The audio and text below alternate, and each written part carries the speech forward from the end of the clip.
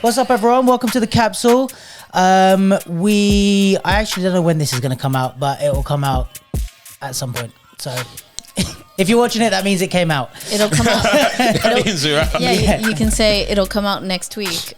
But they don't know when this was recorded. Yeah. I might bang it out and get it out tonight. That's why she's Let's there. see. Yeah, producer. That's right. Yeah, we are back, and we had to have Manny back on because he came quite a while ago now with Steph, and we talked I think about it was after Red Bull when she that won was Red after Bull. Red Bull when Last she year, won. then. That's true, and yeah, and obviously seeing as the OQS just wrapped, we thought we'd have him back on, chat all things Olympic, all things breaking, all things OQS.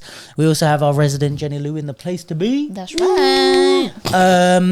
Because I feel like we have like from your left to right. No, from your right to left, we have like the varying levels of experience with what's going on. Like I feel like I'm in the middle. You're on the end that doesn't know as much, and Manny knows For way the more. Olympics, you mean? Yeah, Yeah. Or So- just about life in just general. in general, just intelligence level. Yeah. Nice. Glad I Nice. picked this spot. So fucking hell, where are we? We've got so much to cover because. So the whole, I think the thing is with the Olympic. This is what I was trying to say to people with the Olympic run and the qualifications and all that. It was very confusing for anyone that was trying to be casual about paying attention. Yeah. Up until the OQS. Yeah. Because I was like, Yeah. now is the point where you need to pay attention. Top 10 Yeah. goes through pretty much. Is like Yeah. you Not can- exactly, but not exactly, and we're gonna get Few to little that. things, yeah, but it's like you can watch this competition and go, right, I can understand everything. Yeah. There's two competitions across the top two, the top 10. You can see all the players on one IG post. Exactly, yeah, and you can kind of follow the rankings and stuff. So let's start off with where we're at. The OQS, and you can obviously jump in and correct me and fill in more details, but the OQS was two competitions that basically was for the top 40 breakers in the B-boy and B-girl category who hadn't already qualified through other means. So there was people such as Victor, Danny Dan, these type of people who had already qualified straight into the Olympics through like world championships and stuff. They right? had so they had 6 overall, 16 B-boys, 16 B-girls are going to the Olympics. Yeah, because that will be there's even straight to the little- top 16. Yes, but there's even a little something with the B-girls that we have to get into later because technically it's 17 now. Oh my God. Yeah, exactly. So, but we'll get into that. Remind me if I forget. Yeah. So 6 B-boys and 6 B-girls had already qualified. Yeah. 5 of them through continental games, which is 1 games each per continent. Ah. Yeah. And then one of them, the 6th one was through the world. And was the Championships. European one when Danny qualified? That was when Danny, so- where Karam in Manchester got to the finals. No. No, that was something else. Yeah, this is like the confusing thing. So all the continental championships and games happened in 2023. Everything before September 2022 Yeah. was the lead up to the actual qualification system. Got you. So trajectory wise, everything was 4 years wise. But the actual qualification for the Olympics started, I believe, September 2022. Right? So everything done before that technically Didn't count. Didn't count. Do those You know what I mean? points that people got like add to anything that did count, or There is, because again, it's the thing. You have the world ranking and the Olympic ranking. Right. Now, I'd have to look it up to be properly on point. But the world ranking, your points, I believe, last longer. Like it lasts like a year and a bit. And then the Olympic ranking, I think your points only last a year and then it resets. It's one of them or the other. I'd have to double check. Yeah. But you have 2. So if you go on like the WSF website, you'll see world ranking, Olympic ranking. and the whole thing of the qualifications, like towards the end, was like you have to be within a certain ranking, Yes. unless you kind of shortcutted it by winning one of those big ones. So, yeah. So then you had the whole qualification series, which ran from, again, I believe September 2022 until the end of 2020. No, we're in 2024 to the end of 2023. Yeah. So that lasted just about a year, 3 months, right? Yeah. Within that period, they had all the battles all around the world. You had Breaking for Gold World Championship battles, which got you the most points. Then you had Challenger Series battles and international battles. And then I think Challenger Series was the second most and international was the least, or maybe it was the other way around. But that's what you had. And then athletes would go all around the world if they could afford it, where they're sending to do all the battles. Your top 4 results. So it wasn't how many battles you did. It was your top 4 results in that year and a half, which counted towards your ranking position. In the world or in the Olympics? In both, because both of them have points. It's just your world ranking lasts longer before it resets than your Olympic ranking. So, but it was your top 4 results. So your best 4. So even if you so there was a confusion where people were going to every event. And then they were like, you don't need to go to every event. You've already got you just need to score high, score really high at 4 events. Yes. So if you went to 4 and say got first place in 4, you could have chilled. Yeah. And what most people didn't notice that someone told me later is Lee took a lot of time off after, I think, the one in Spain. There was an event in Spain in which I judged and he came second to Menno. And I believe after that, someone was like, you didn't notice he didn't really battle that much anymore. He didn't need to. Yeah, I don't think he needed to. You know what I mean? He was already in, he had the points. And also, you know, there was a point when everyone got burnout. Yeah. And they needed time off. Yeah. You know, so I think maybe he was smart and was like, I'm just going to chill, you know? So this is me again, just going on what some people have told me. I don't believe he battled there anymore. But so Karam's one when he won in Manchester, basically. Was pre. So it didn't count. So it only counted for a year as one of his top 4. Yeah, as one of his top 4. So now if you're keeping up, so September 2022, year and a half of events, top 4 results matter. So that's the first initial thing. The second thing now is they had continental games in 5 continents. Yeah, yeah, and 1 world championship. What does that mean? That means you could only enter those continental games if you were from that continent. Yeah.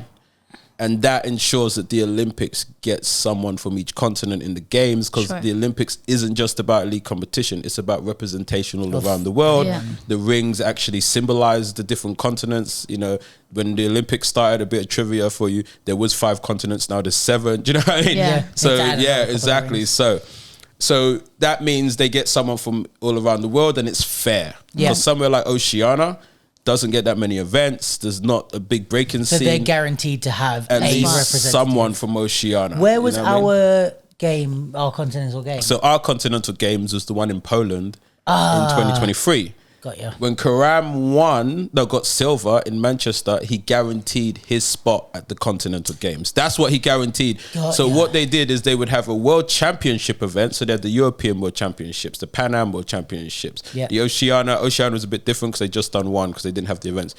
If you got on the podium basically in those championships, you guaranteed a spot at the Continental Games, because technically the Continental Games were mostly only top 16 and you had to guarantee a spot. And the one that everyone went to in, I think it was Shanghai. Was it Shanghai? Shanghai. Was that like a world championship one? There was... or somewhere in China. Yeah, because what you had is... breaking for gold World Series events, and you had world ones. Okay. And world were the top scoring ones. Right. And then you had the championships, which were the ones that guaranteed you to go to the games and stuff. So when you look at the wording, because the wordings, the same words are used for a lot of the things, it's where the confusion comes in. But if you look it up online, you know, because the one in Manchester was called the European World Championships. But the Shanghai one wasn't called the Shanghai World Championships or the Asia World It was just called the World Championship. It was just called WDSF Shanghai. Breaking for gold world event. It's just a world event. So if you just saw the country's name, it meant it was just for a world event. Right. If you saw Europe, Pan America, Oceania, the continent name, now this was the event that you went to get us to secure a spot at the games. Right. So anything with the continent name before it was a championship for the continent. Anything with a country name before it was just one of the qualification events that you're going to. And the other thing is, any country could put on a qualification event. They just had to buy the license from the WDSF, which is why there was like ones in Canada, there was ones all over, blah, blah, blah, blah, you know? So all of those that run, that's the bit that was like quite confusing to keep up with, especially if you're not in it. Like if you're just trying to watch and spectate, it's quite hard to know all these little details. But so then through that process, you had the 6 qualify. Yeah, the 6 that qualified. So you had that process.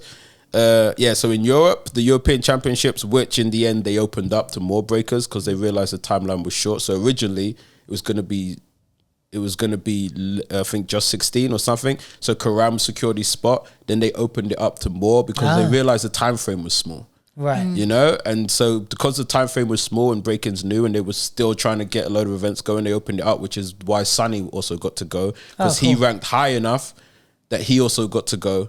But originally in Manchester, when it first happened, only Karam was in because he was the only one that got on the podium. And when they opened it up, then Sonny had ranked high enough, then he got to go. Sick. But Sheku, no, you could only take 2 breakers from each country. True. Yeah. And Sheku wasn't higher than Sonny, so Sonny went instead. Okay. So that's why you saw Sonny there as well. Right. You know? So what was your question? So sorry, so that was the just 6 that. So basically, the going 6 that went into through. the. All right, so you had the games, and what the difference between the continental games and continental championships was, if a continent put on a games, it meant they were doing multiple sports. It wasn't just breaking. So the European games, the Asia games, the Pan America games were all.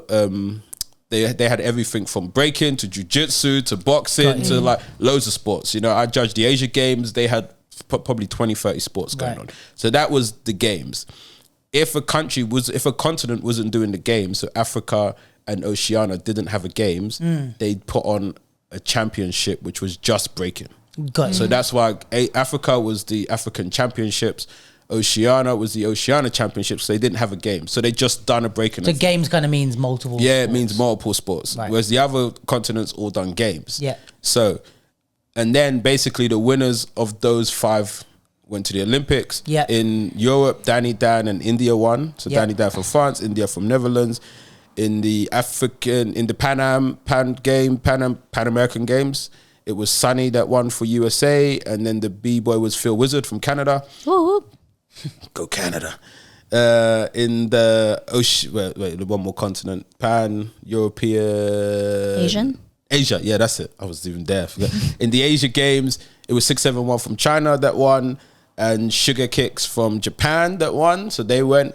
And then in the Africa Championships, it was Billy from Morocco and Al Mahouni, I hope I said her name right, from Morocco as well. They won. And in the Oceania Championships, it was Ray Gunn from Australia and Jay Attack from Australia. They won. Sick. And then they had the WSF World Championships. And that was the only qualifying event for the Olympics where anyone could enter. Right. Everyone. So that one was packed because everyone was like... Yeah. Do you have to be ranked somewhere? Like, could I just show up? Sorry. For the world, and even for the Continental Games and the World Championships were a bit... Because the countries can basically... like set a rule. Yeah. So in the Asia Games, they had it was great to watch. They had B-boys and B-girls who weren't even ranked high from Thailand, Vietnam, from all because they wanted them to come to the games. They wanted to give them a chance. Yeah. So we had one day that was a qualifier, and then we done the top 16. Sick. Whereas in the European Games, they went straight to top 16 because they just said only people that's qualified. So with the Worlds, the only rule was you could only have 3 B-boys and 3 B-girls from each country. It might have been 2. It was 2 or 3. You couldn't have any more than that. Got you. So each country basically has to make sure they do a fair way to pick who goes. And they could be like, so they could enter the prelims just as long as there wasn't more than that. Yes. Yeah. Right. And then they did a pre-selection. We did a pre-selection. I think we went to top 32, then to round robin, then the top 8 knockout. And so that was the Worlds. And Victor won that. Yeah. From USA, and Nika from Lithuania, she won. So then that was the 6. After that, you had 6 guaranteed spots. They all got a golden ticket. It's called, and they did actually get a golden ticket. So those guys, boom, going Olympics. Then we would go. Then they said, okay, we know who's going from those 6, all the continents, the worlds. Now it's on to see who will get the last 10 B-boy, 10 B-girl spots, and then that was the OQS. And so the OQS was 2 events, only open to the top 40 ranked. Yes breakers. And no. So the OQS, which stands for Olympic Qualifying Series, something to know about that is it's the whole series before the OQS is put on by the federation, the WDSF, the World Dance Sports Federation.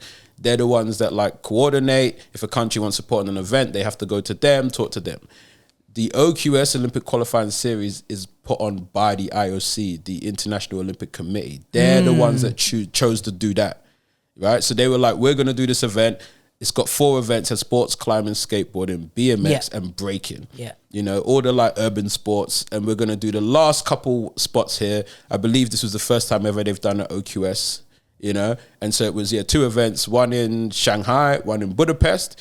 For the breaking, what it was is I believe they had 30, maybe 35, I have to do about 35, 34 spots for the top ranked B-boys and B-girls. Got you. So from the rankings, you could only have 3 B-boys and 3 B-girls per country in there. You couldn't have more than that. And it was the 3 top ranked from your country. The country technically can't pick.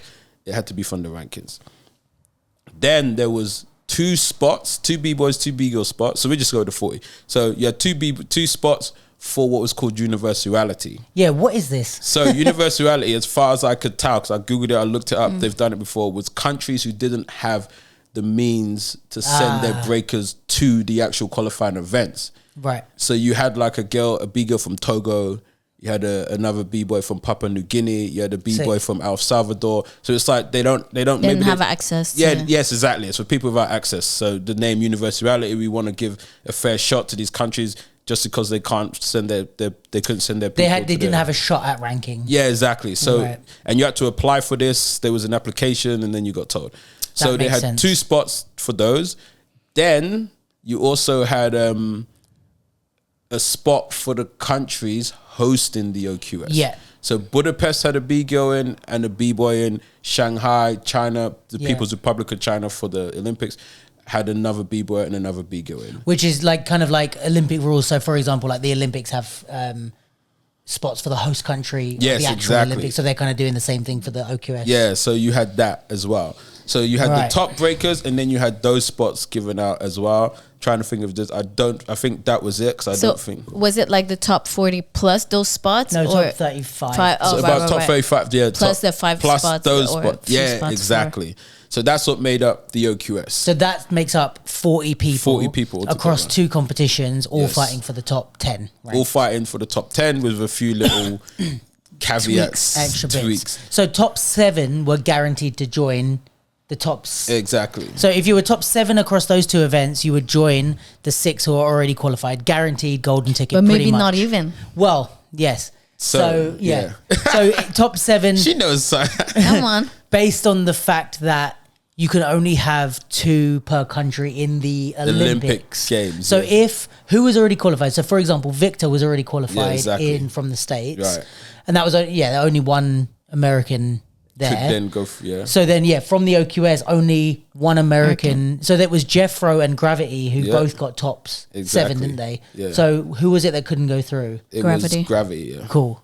See, I know stuff. See, she knows. So Gravity, what I want to pull up the placings as well. So basically, pull out the places. So basically, what it was is, you can only have 2 B-boys, 2 B-girls per country in the Olympics. So if someone from your country had already qualified, that meant one of your spots was already gone. So Gravity placed 8th, but technically Jeffro placed 5th. So he was the one American to join the other American. Yeah. So Gravity, even though he qualified fair and square, couldn't go Because there's of already that 2 rules. American B-boys. Same with Isin from Japan. Because Hero 10 was 3rd, and I guess they already had Sugar Kicks is already in from Japan. in there. And it happened with the girls also. With the Japanese girls, like they swept it. They got 1st, 2nd, and 3rd, both OQSs. But because Rude. Insane. you can only have 2 in, only 2 of them could go, and it was like Yumi and Narumi because Rico got 3rd. both That's times. so hard. Right? Yeah. Like not only did you qualify, not only did you get top rankings, but you got 3rd place twice. And the hard thing is as well, the B girls that she beat both times for the 3rd place are both going to the Olympics. So you know what I mean? So it's like you get a trophy, but they get to go Olympics. No, bro, that's so that is brutal. It's very, And who's which crews are like? Are they? I know they're all Japanese, but are they same crew or different crews or no? The Ayumi's Body Carnival, Yeah. Ami's Good Foot, Rico. I'm not too sure. I'd have But to check. probably not the same crew. But I'm sure at that level they're probably all training together. I mean, to be honest, when you see the Japanese, they're like they all hang around together. They're all super fit. I mean, at the end, when Ayumi's the happiest B girl you'll ever meet. When she won first in the first OQS, Amy got second. This one, they were like, had their arms around each other looking for the judges' votes. And when it came through, Ayumi was like smiling and clapping for Amy, even though like Amy won. But she was smiling, clapping. Well, Amy was like, oh my God, I won. And Ayumi's like, yeah, you know, so. Rico's like, fuck you both. And is it, or wait, who got first place in the girls? Amy's first, Amy's second. Isn't she also like 40 years old or something? Ayumi's 40. Ayumi. Yeah. She turned 41, I think, the day before the final. That is so crazy. Right? Yeah. Like she got like just the left. Like they say, it's for the youth. No, they're like, it's for the youth. And then you're like, Ayumi's not even that. Hong Ten's 39. Yeah. That's but in crazy. Korean years, Hong Ten would be 40. Oh yeah, because they It's like, but I thought you were gonna be like, but in Korean years he's 15. Because Asian people don't age. So it's like them. You look at that and you're like, yo, two of the top. Because Hong Ten I think got third in the end. I like this side of the scale. I mean, Menno and Danny Dan are all. I think Menno's the late 30s, Danny Dan is mid-late 30s. So when they say it's like it's for the youth, you're like, yeah, better. But you know what's crazy? Like someone wrote into the pod last week and asked, because we had like an audience Q&A, and they were like, do you remember the one that was like, is it too late to start hip hop? And she's 27. And it's like, not really. If you've got someone 41 that just went to the Olympics, like. I started breaking at 23, so. Yeah. And I didn't get serious till I was 25, so it's like. There's always time. So that's crazy. And then the other thing with so we're just looking at the. So let's go over it. So basically it's like this. The top 7 were guaranteed to get through. Right? Unless they already had someone in. Yes, unless they already had someone in, or you had more than two people. Basically, if you had more than 2 people, 2 B-boys or B-girls per country in. Then there was 3 other spots. Yeah.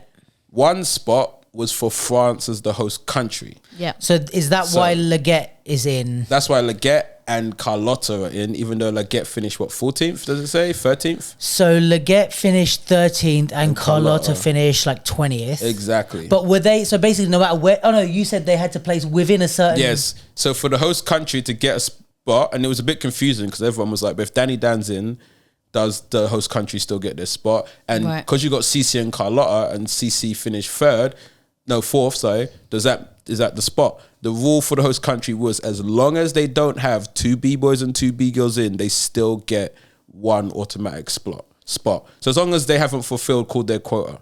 So they could have 3. So France will have technically 3. No. As long as it doesn't go over 2. Yeah, as long as it doesn't go over 2, they still get the spot. Like they get a free spot. But like yes. So France don't have a B-girl qualified already. No, they didn't. So now they've got Sissy from the OQS. They've got Sissy and Carlotta. Yeah. So, but then in the B-boys, they already had Danny. So now they've got Leggett. Yeah. So, but the French breaker had to finish within the top 24. That's what they had for that extra spot. And CC finishing 4th meant she just qualified in the 7 open spots. Like she just earned her spot. She just like took one of the open spots. Exactly. So they still had not a free ticket, but they had the host country spot. Yeah. And so because Carlotta finished within the top 24, she got the host country spot. Right. So she then. You see what I mean? Oh. So there was like 7 just open spots, and CC just earned it. Now they were like, okay, is there a French B girl? So the next French B girl in the top 24 would get that spot. And the same with Leggett, he didn't finish within the top 7, but because he was top 24, he gets the host country spot for France. Right. So that's now 8 breakers, right? Then you had 2 spots left, and that was for universality. Yeah. If the universality breakers finished within the top 24, they would have got those last 2 spots. Oh. But they didn't. They all finished, I think they finished like one was 30th, one was 29th. Basically, they didn't make top 24. So then what happens is those spots then just default to whoever...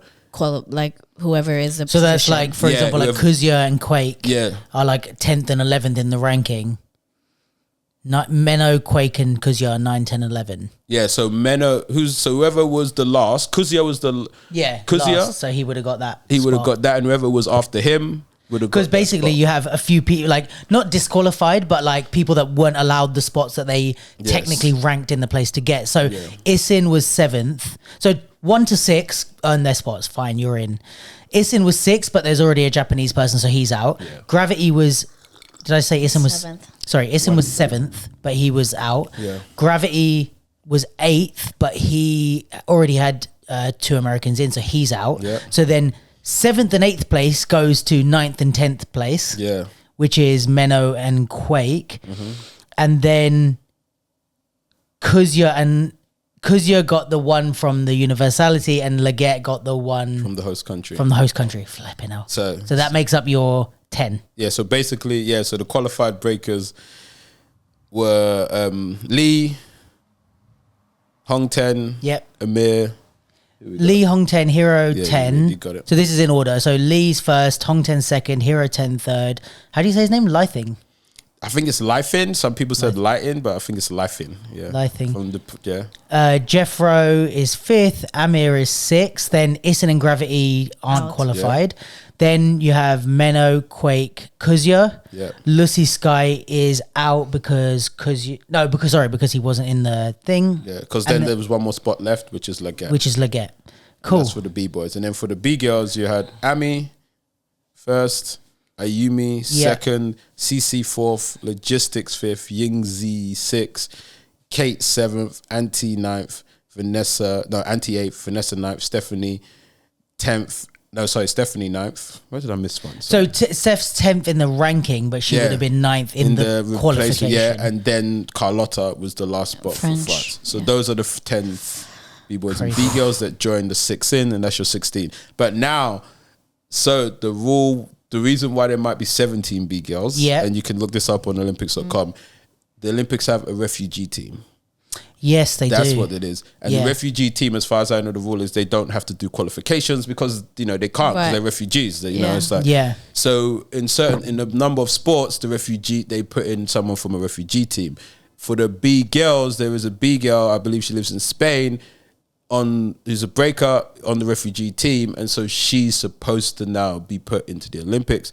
Obviously, it's supposed to be top 16, so I believe they're figuring out how they want to do it.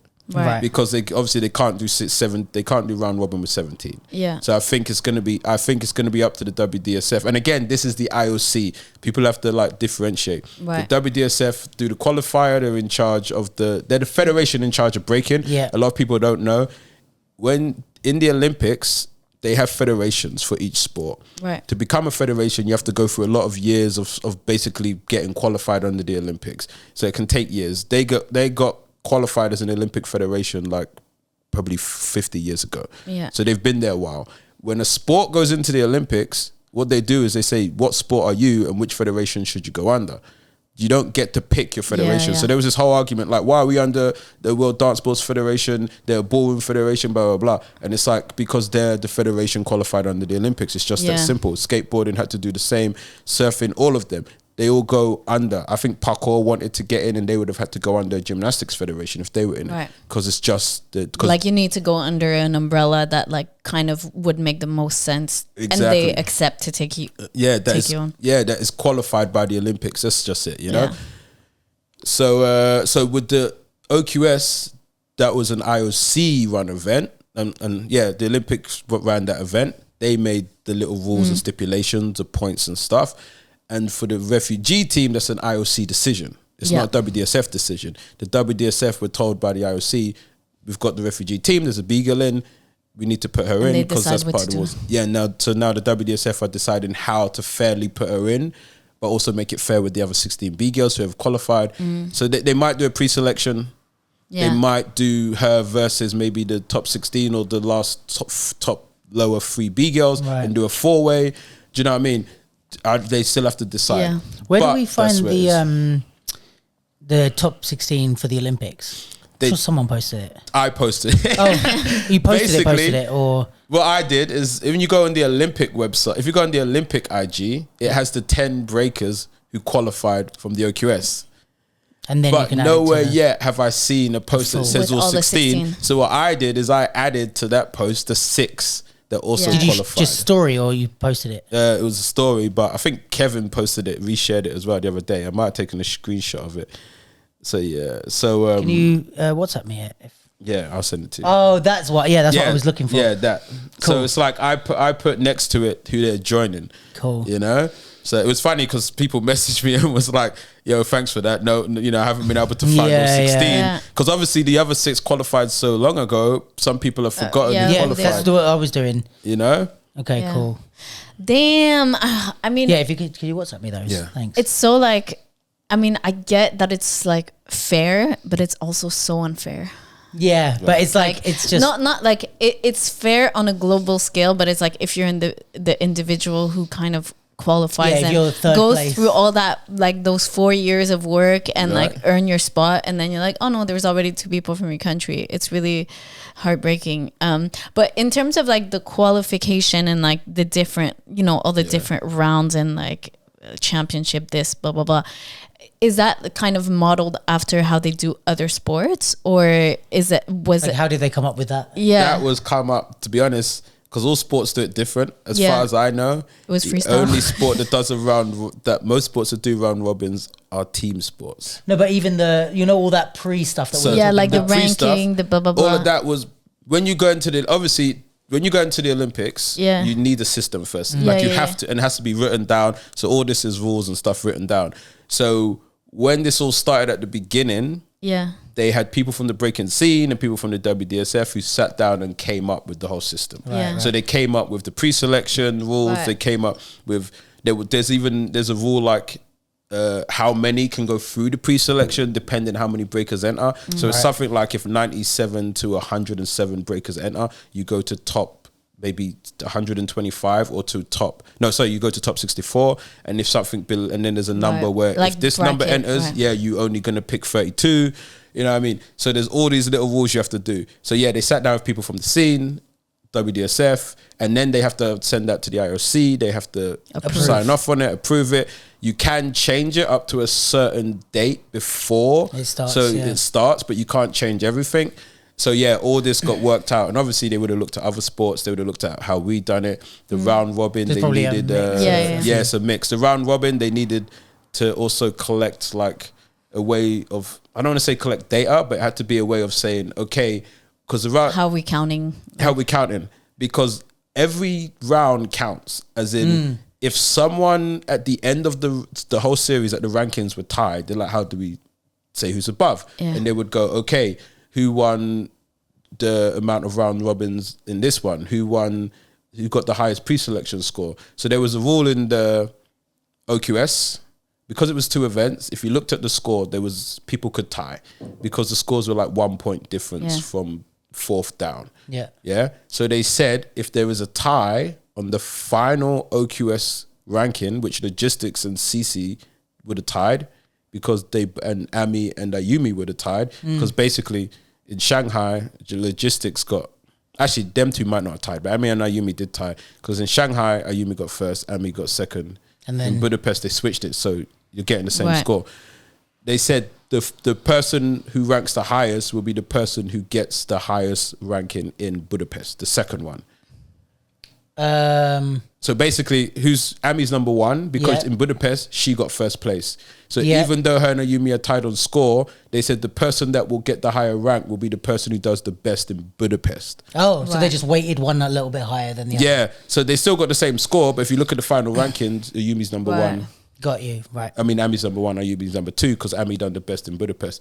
So that's why. So imagine like me and you were there, and we tie, but there's only 1 spot left, but we're tied. So you have to find a way to nudge Yeah, it one way. and or so the they other. would have said, "Oh, you get in because in Budapest you ranked higher It matters than Manny." more, right? Right. Yeah, and if for whatever, and when they were going back through it, like Gravity and Jeffro both went out before the top 4. Yeah. So now you're like, yo, who's gonna get through? How are they figuring this out? Because they both went out at the same point, so no one's ranking higher. So then what they did is they said, who got the most round robin votes? That's what I was going to say. Could they do it by Who votes? got the most wins? Who got the most rounds in round robin? Yeah. Who scored highest? Who got the most rounds won and votes won in the top 32? And who got the highest pre-selection score? Yeah, yeah. So you have to go through all of Like this to all make the sure. kind of accumulated points. If you That's want. the word you've accumulated. Yeah. Yeah, right. Because it has to all be fair. So everything you're seeing, that's why it's a bit complicated. It's like you have to Yeah. figure it out. It has to all be fair. You have to do it, dot the T's and cross the I's Yeah, the other way yeah. around. Just because, it's sport. And Yeah, this is it like, has to be. and I was looking at like the WNBA lately, which is blowing up, and they have even teams. And I was thinking, what if teams tie? Because they don't do conferences, if you know basketball. Right. They just put forward the top 8 teams into the playoffs. I was like, what if teams tie? And they had the same system. They were like, which teams in the season like got the most games over each other, which teams won the most home games, and they default. So all sports actually have this. Right. Yeah. We're just not used to it in dance or breaking. So when people read it, they're like, oh, this is a bit much. And it's like, yeah, but you need a way. You're not used to it being... and it's like, if it's not that system, it would need to be another system some way, somehow. Like, just because you always face these situations that it's like, okay, majority of people are gonna have different scores, but you'll always have the odd ones that are like, or I mean, not even odd, because it was like first and second place were tied, but that's crazy. Like, it's just so mad to think of all this, you know, this journey that people have been on, and in a way that we've been following, but now, you know, the moment is arriving of these years of hard work from everybody. So it's so like, I don't know. I don't know that many people personally. Obviously, I just know Vanessa. Well, or not, I just know Vanessa, but like on a deeper level. Vanessa, what happened with her? And, that is crazy. Like she broke her elbow. Yeah, and tore the ligaments. She could only break with one arm, and I knew. So I saw her do a judge's showcase, and I was like, "There's no one not see. She's not using her other arm. Like, she's not." But and yet she's, and so for her to make it, those are those stories that you see in documentaries and stuff. You know what I mean? Yeah. No, this is so mad. Like, you have to be, you know, have a different level of like resilience and like discipline to get over something like that. Also so quickly, because I think it was like 3 months. Well, tell for people that don't know, what was the story? Well, I don't know exactly how it happened, but she told me. I can't remember. This is before OQS, or she told me, it was. Yeah, it was 2 months before China. I think that she like she broke her elbow and tore ligaments, and so she had to like rehab, but she had, I think, like 2.5 or 3 months to do it. It was the exact amount of time before the OQS. So literally she was like, it takes this time. So basically, if it didn't rehab in time, she'd have been going there like still like like trying to make it happen on one arm. But like, and then she did the 2 OQS and qualified for the Olympics. So for me, like, and you know, the not the funny thing is, but I even wrote to her because I was like just so absolutely gassed for her. But I remember, I think like at the beginning of the pandemic, you know, we were talking about people that inspire us and all of that. And then she told me that she had read Ronda Rousey's book, her bio of, you know, her journey going through to the Olympics in judo, and, you know, kind of after that with the MMA. But, you know, and she was just so pumped by how kind of Ronda fought through, you know, and I think in the States, the federation that took care of judo really didn't look after the judo team. Like, it's not a sport that they really invest in. So the fact that, you know, 4 years ago, she kind of was looking at that, and I look at her now and, you know, her story, and I was just like, you are Ronda Rousey. Like, oh my God. So yeah, it's just so crazy. You know, and I'm just so gassed for her. And I'm sure that, you know, we look at it now and it's, or not that we look at it now, but it's just an amazing story. But, you know, she even said, like, you don't know how much I cried in those months and how difficult it was. And, you know, not we can romanticize, but what all these athletes and artists go through, of what they put themselves through mentally and physically. Yeah, I mean, that's just one example. Like, I mean, even Leggett, where was he that he... Oh yeah, when he busted, like he had to stop. Yeah, I think against Little Zoo. Yeah, it might have been at the European Games. It might. Yeah, where was the European Games again? Which country? Poland. Yeah, I think it was there. And he actually came out, done his mid-round. I think he tore his groin or something like that. And he was like, I can't. He hobbled back, and then he came out to do the next round. Went to do a move, and I think it was Little Zoo and Little Zoo walked out. I was like, bro, stop, just leave stop. it. Yeah, because he obviously wanted to keep going. And again, he was like, right, is he going to continue? I think Wing had a bad injury, like a real bad injury. So he didn't make it in the end. And I was like, you know, was that the injury? Is it still there? Because, apparently he had maybe something, an elbow or something. Yeah. Someone said they posted about it, I didn't see it. But he had a really bad injury. And then there's probably ones that we don't even know about. There's going to be loads behind this. Like, even like probably not like... besides the injury stuff, there's also probably like personal struggles and money stuff, and, you know, like stuff that we don't know that they've had to like beast through. And like, but you know, this is what I think we spoke about this maybe on the first pod when you came, but like I think the thing that makes, for me especially, like watching this run so entertaining, and I've been so into it, is like the storytelling that I think we miss in the battle scene. Like, yes, you know, right, bro. Yeah, well, you know, I like that exactly. stuff. But it's like, you know, the whole thing of like watching the OQS, which was like, I understand not only all of their like stories, but like why they need to place what they need to, why they need to win a certain battle. Like I'm watching like the round robins and I'm like, okay, so he's won this and now all he needs is a tie to get through to this thing. And it's like, you don't really have that with normal breaking. I think that's one of the big faults of our scene in general, is like, unless you're tapped in with the community and you know, oh, this person used like, to be in that person's you know, crew, people's personal stories. Yeah, like just on a sports level, you don't really know the same storytelling stuff. Like I have to shout out Clint. I've spoken about this before, but he had this idea ages ago with his boiled heads thing of like building up the story. I think they only did a couple of events. But this being the idea of like say with boxing or whatever, where you have the story of why this fight matters and why they dislike each other. With basketball, it might be like, oh, this person got traded, or they need to win this to get the championship, or where they're from makes a difference. Oh, it's Chicago versus New York and that means something, or whatever. And I think in the battle scene, it is just, a lot of the battles are like almost not expendable, but kind of like, you know, it's like, okay, yeah, if they lose, they're just gonna battle again next week and they're gonna like it doesn't really, there's not really like heavy stakes or story where it's like it's like there's no, I don't think it's starting to change. I think Kingdoms League is starting to build that, like, okay, this person needs to win to get this. I mean, but you know what it is for me, this is what I tell to people all the time, and this is why, like, even I started writing about it, is people don't watch sport for the sport. Because you can watch, like, you got the NBA, but people, that basketball's big in Europe as well, all of this. People watch sport for the storylines. 100%. That's why they truly get invested. They get invested in storylines and the people. And then because you always have your hardcore fans that you're like, then you have the fans that are like, well, I want to see that person win because I know their story. Like just Vanessa's story. Like if that goes out, people would be like, now they're like, I want to see her win. Yeah. She's been through so much. And I want to root for this girl now. Like, come on, let's go. Even if the girl from on the refugee team who's from Afghanistan, if she does make it, everyone's going to be like, oh my God. Like, yo, if this girl, imagine. Like what it means. Yeah, what it means. So, and I think, and on the scene, I said this a lot, and I get it, because if you're not into that, you don't see it, you think people want to watch something to see you be amazing. Yo, I dance, I'm amazing, basketball players are amazing, but every athlete's amazing. Come on, like, you know what I mean? At a certain level, athleticism, you're like, this is amazing to watch. Gymnastics is people doing quadruple this and that through the air, blah blah, like, this is amazing.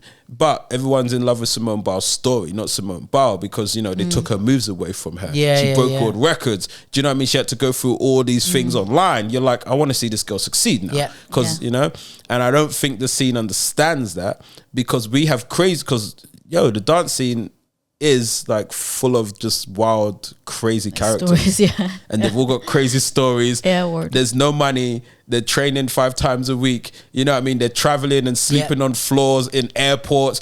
I tell people about breaking, thinking, it's whatever. And they're like, what? They just hear and go, you do what? Like you sleeping in airports. You know, people are jumping over tables at after parties because, you know what I mean? And I'm like, this is what happens. Like, yo, I know a story about one time Mouse, years and years ago, where someone was just chatting shit about him online, and he went to an audition. He saw them outside on the street, and he was like, bro, let's go. You've been chatting about me. And they were like, oh, I'm here for an audition, bro. What's going on here? And he was like, nah, right now, we and you are battling right here on the street. And you hear that, and you're like, nah, that didn't happen. I'm like, that happens all the time in breaking. And so these stories, when people do events, this is like my biggest pet peeve. I get it. Maybe you think you need money, but if you don't promote the story of your event, if you don't promote what your event stands for, firstly, it should stand for something. You can't just be like, we're another dance event. We're like, well, there's dance events happening all around the world in every country right now. So you're just like, another why is yours unmissable? Exactly, you know, which is what you see with something like Summer Dance Forever. This is why everyone, you're like, it's like, go to Summer Dance. Because it stands for something. It has an energy about it. And there's only so many events that can be like BC1, there can only be like 1 or 2 BC1 level wins like that. The story of that is I'm the best in the world because I won BC1, or I'm the best in the world because I won Summer Dance or Just Taboo. After those two hugest ones, you need a story that stands out. You need something. Yeah. So you need to stand for something. Then you should be looking minimum at your top 16. You don't need to do it with the prelims and all this. If you can, and you should be saying, who are these dancers? Have they competed against each other before? Yeah. You know, where did they come from? Where did they come from? What country are you from? How did you get here? Yeah. Even down to like, where are you staying? Yeah, 100%. When we was in IBE one year, I think it was the Ukrainian team, like there were stories of them, they were sleeping on benches in parks and they won IBE. And you're like, of course we didn't beat them. These guys were sleeping on benches in parks. They wanted this shit. We were in a hotel room chilling. Like, you know. Like, oh, do I have to get up? You know? So it's like, and these guys are like, yo, we came here to win this. But, you know, I think like that's also, I think it's getting there in the sense of like some of the media stuff. But I think we need way more like media outlets and stuff. Because I think, you know, like, let's say if you're promoting a battle, most of the time what people do is they'll share a picture of the person and be like, oh, Manny from UK is competing. And it's like, okay, first of all, if you don't know him, you're already like, okay, I don't know who that is. Second of all, you ask a friend, oh, who's that guy? Oh yeah, he's cool. All right, cool. Like that's the end of that conversation. But if it's like, if you promoted in the same way that like rappers do with an album or whatever, or even like if you can look at sports like basketball, they have press conferences.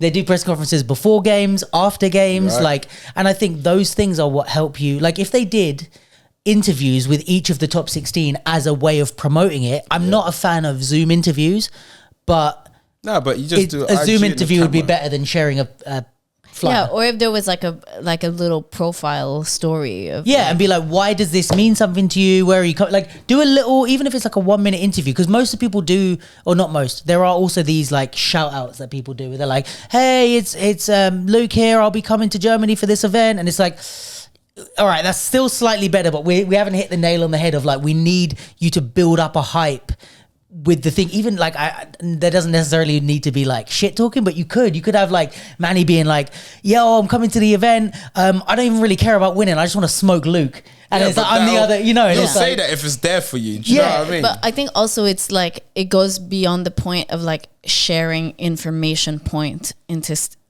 storytelling, because it's like, oh, my name is Luke and I will be present at that event. That's kind of, and like I'm wearing blue shoes and my underwear is clean. Like I hope so. Always. But it's like, if you keep it very factual, there's not much to latch onto. Yeah. Whereas like we said, it's really like it needs to be emotional. A storytelling or like something that people actually relate to and care about. So which is what I think like we definitely, and I think even afterwards, like I think we should do more stuff where it's like and I mean, people, if there's anyone on the capsule, then well, that's what we're fucking doing. But like, you know, like at events, like when the winner wins your event, grab them for an interview, post that online, like what did you think, what was hard, blah blah blah. The second place, grab them for an interview. Like it's really not that hard, but it is. But there's one thing that, because look, I do this, right? I can tell you now, when I've done like the BC1 World Finals, part of the job is to find stories. Yeah. But me and there's another, we have to do that. But I'm a storyteller. Yeah. You have a writer called Tracy, she's a journalist as well. So what you need, because I think what people hear is, cool, interview the person, then they throw the interview up. But no offense, sometimes it's boring. Yes. Because I can tell you now, most athletes, dancers don't know their own story. Like anything. You have to like pull it out. So I've interviewed Amir, who, you know, qualified. When he came on the scene, he came to an event in 2020. He was living in Russia, from Kazakhstan. He was on Predator's crew, one of the biggest crews, best crews on the scene. And he came to this event in Prague just before COVID, and he won. And not only did he win, he was doing the craziest moves ever. And everyone was like, who the hell is this guy? And then I saw, he's battling with Predators. Okay, so Predators are high level, he's high level. But everyone was still like, who is this guy? Like, he just beat, in this lineup, at least 4 of the top B-boys in Europe, in the world. And he beat them. So we went to the BC1. He was invited. And they asked us, who do you want to interview? We can interview. I said, I need to interview this guy, man. I don't know who this guy is. I need to find his story. So we're talking. And he's telling me his story, and obviously he's English isn't his first language, so he's translating. And he's telling me stuff like when he didn't know why he wanted to start breaking. He just knew he did. He saw a poster and he got his sister to call because he didn't think his mum would let him do it. And then he was telling me how as a kid he was selling like copper at like 6 or 8 years old or some stuff. He didn't eat in school because he needed to pay for breaking, and obviously his mum didn't know he was going. So he said I'd get stomach aches in school. And because I didn't eat, then I'd go breaking. So I'm just writing this like whatever. And of course, like he's very stoic, so he's not like yeah. He's just telling me. So when it was over, I went to everyone. You won't believe the story I got. Like you won't. And they were like, "Who do you think's gonna win?" I'm like, "I think he's gonna win." And when he won, I was like, "Guys, I got his story. Trust me." Yeah. Everyone was all casual, like, "Cool, yeah, whatever." I was like, "Trust me." When I put his story out, I'd never had a story get shared so much. Everyone read that story and was like, "What do you mean this kid was selling copper at 8 years old and starving himself?" But I knew this is gonna capture people. Yeah. No one. But you think about that. He came out from nowhere. He got interviewed in between that. People spoke to him. But no one found these No one things. was like, no, but no one asked him. Yeah. No one was like, "Who the hell are you, bro? Where are you from?" And asking the right questions and being curious about the right And things. that's what you need. Even him, I said to him, when you came to Prague, did you think you was going to win? His exact words were, "I thought I was down here." He said, "I thought my level was low." And then he said, "And then I won, and then I realized my level was here." So he came to Prague like, "I just want to qualify." Yeah. And then he won and was like, "Oh my God, I'm good." Because Yeah. he's from Russia where the level's like, bam, he was living in Russia. Yeah. But that's what the scene is missing. That's They true. do interviews, but then they no offense, sorry, but you get people who's like your social media person, hold a camera, ask some generic questions, and then they're gone. Yeah. Whereas what you need to do is ask questions, and when you ask questions, you will hear them say something, and then you have to go down that path. Yeah. Yeah. So he was like, "Yeah, I didn't know." There was one part where he said to me, he came to Europe years ago. He said they went to Slovakia for outbreak, and then they went to IBE. I was like, "Oh, cool. How did you get there?" He was like, "Oh, we hitchhiked." I was like, "Okay." You know what I mean? Tell me more. Yeah. So I was like, "So where did you stay?" Yeah. He goes, "Oh, we stayed in gymnasiums." I was like, "You mean hotels?" He's like, and he's translating on his phone, so he's looking at the words. He's like, "No, when security leave, we sneak in, we sleep." I was like, "Wait, you were sneaking into places and sleeping?" So they hitchhiked from Slovakia to Holland and would sneak into places when security was left and sleep there because they only had enough money to fly into Europe and fly out. They couldn't get nothing in anywhere else. between.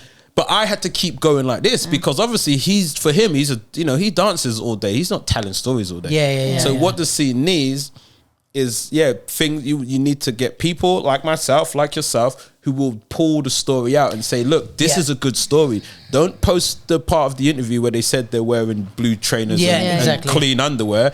This person said that they flew in, that they slept in Heathrow Airport, and then they had to freaking get a bus 2 hours to your competition. And when they finished, they had to run because they didn't have enough money to get back, so they had to book a cheap flight. They're sleeping in Heathrow Airport right now, with their trophy, going back to a job in a supermarket.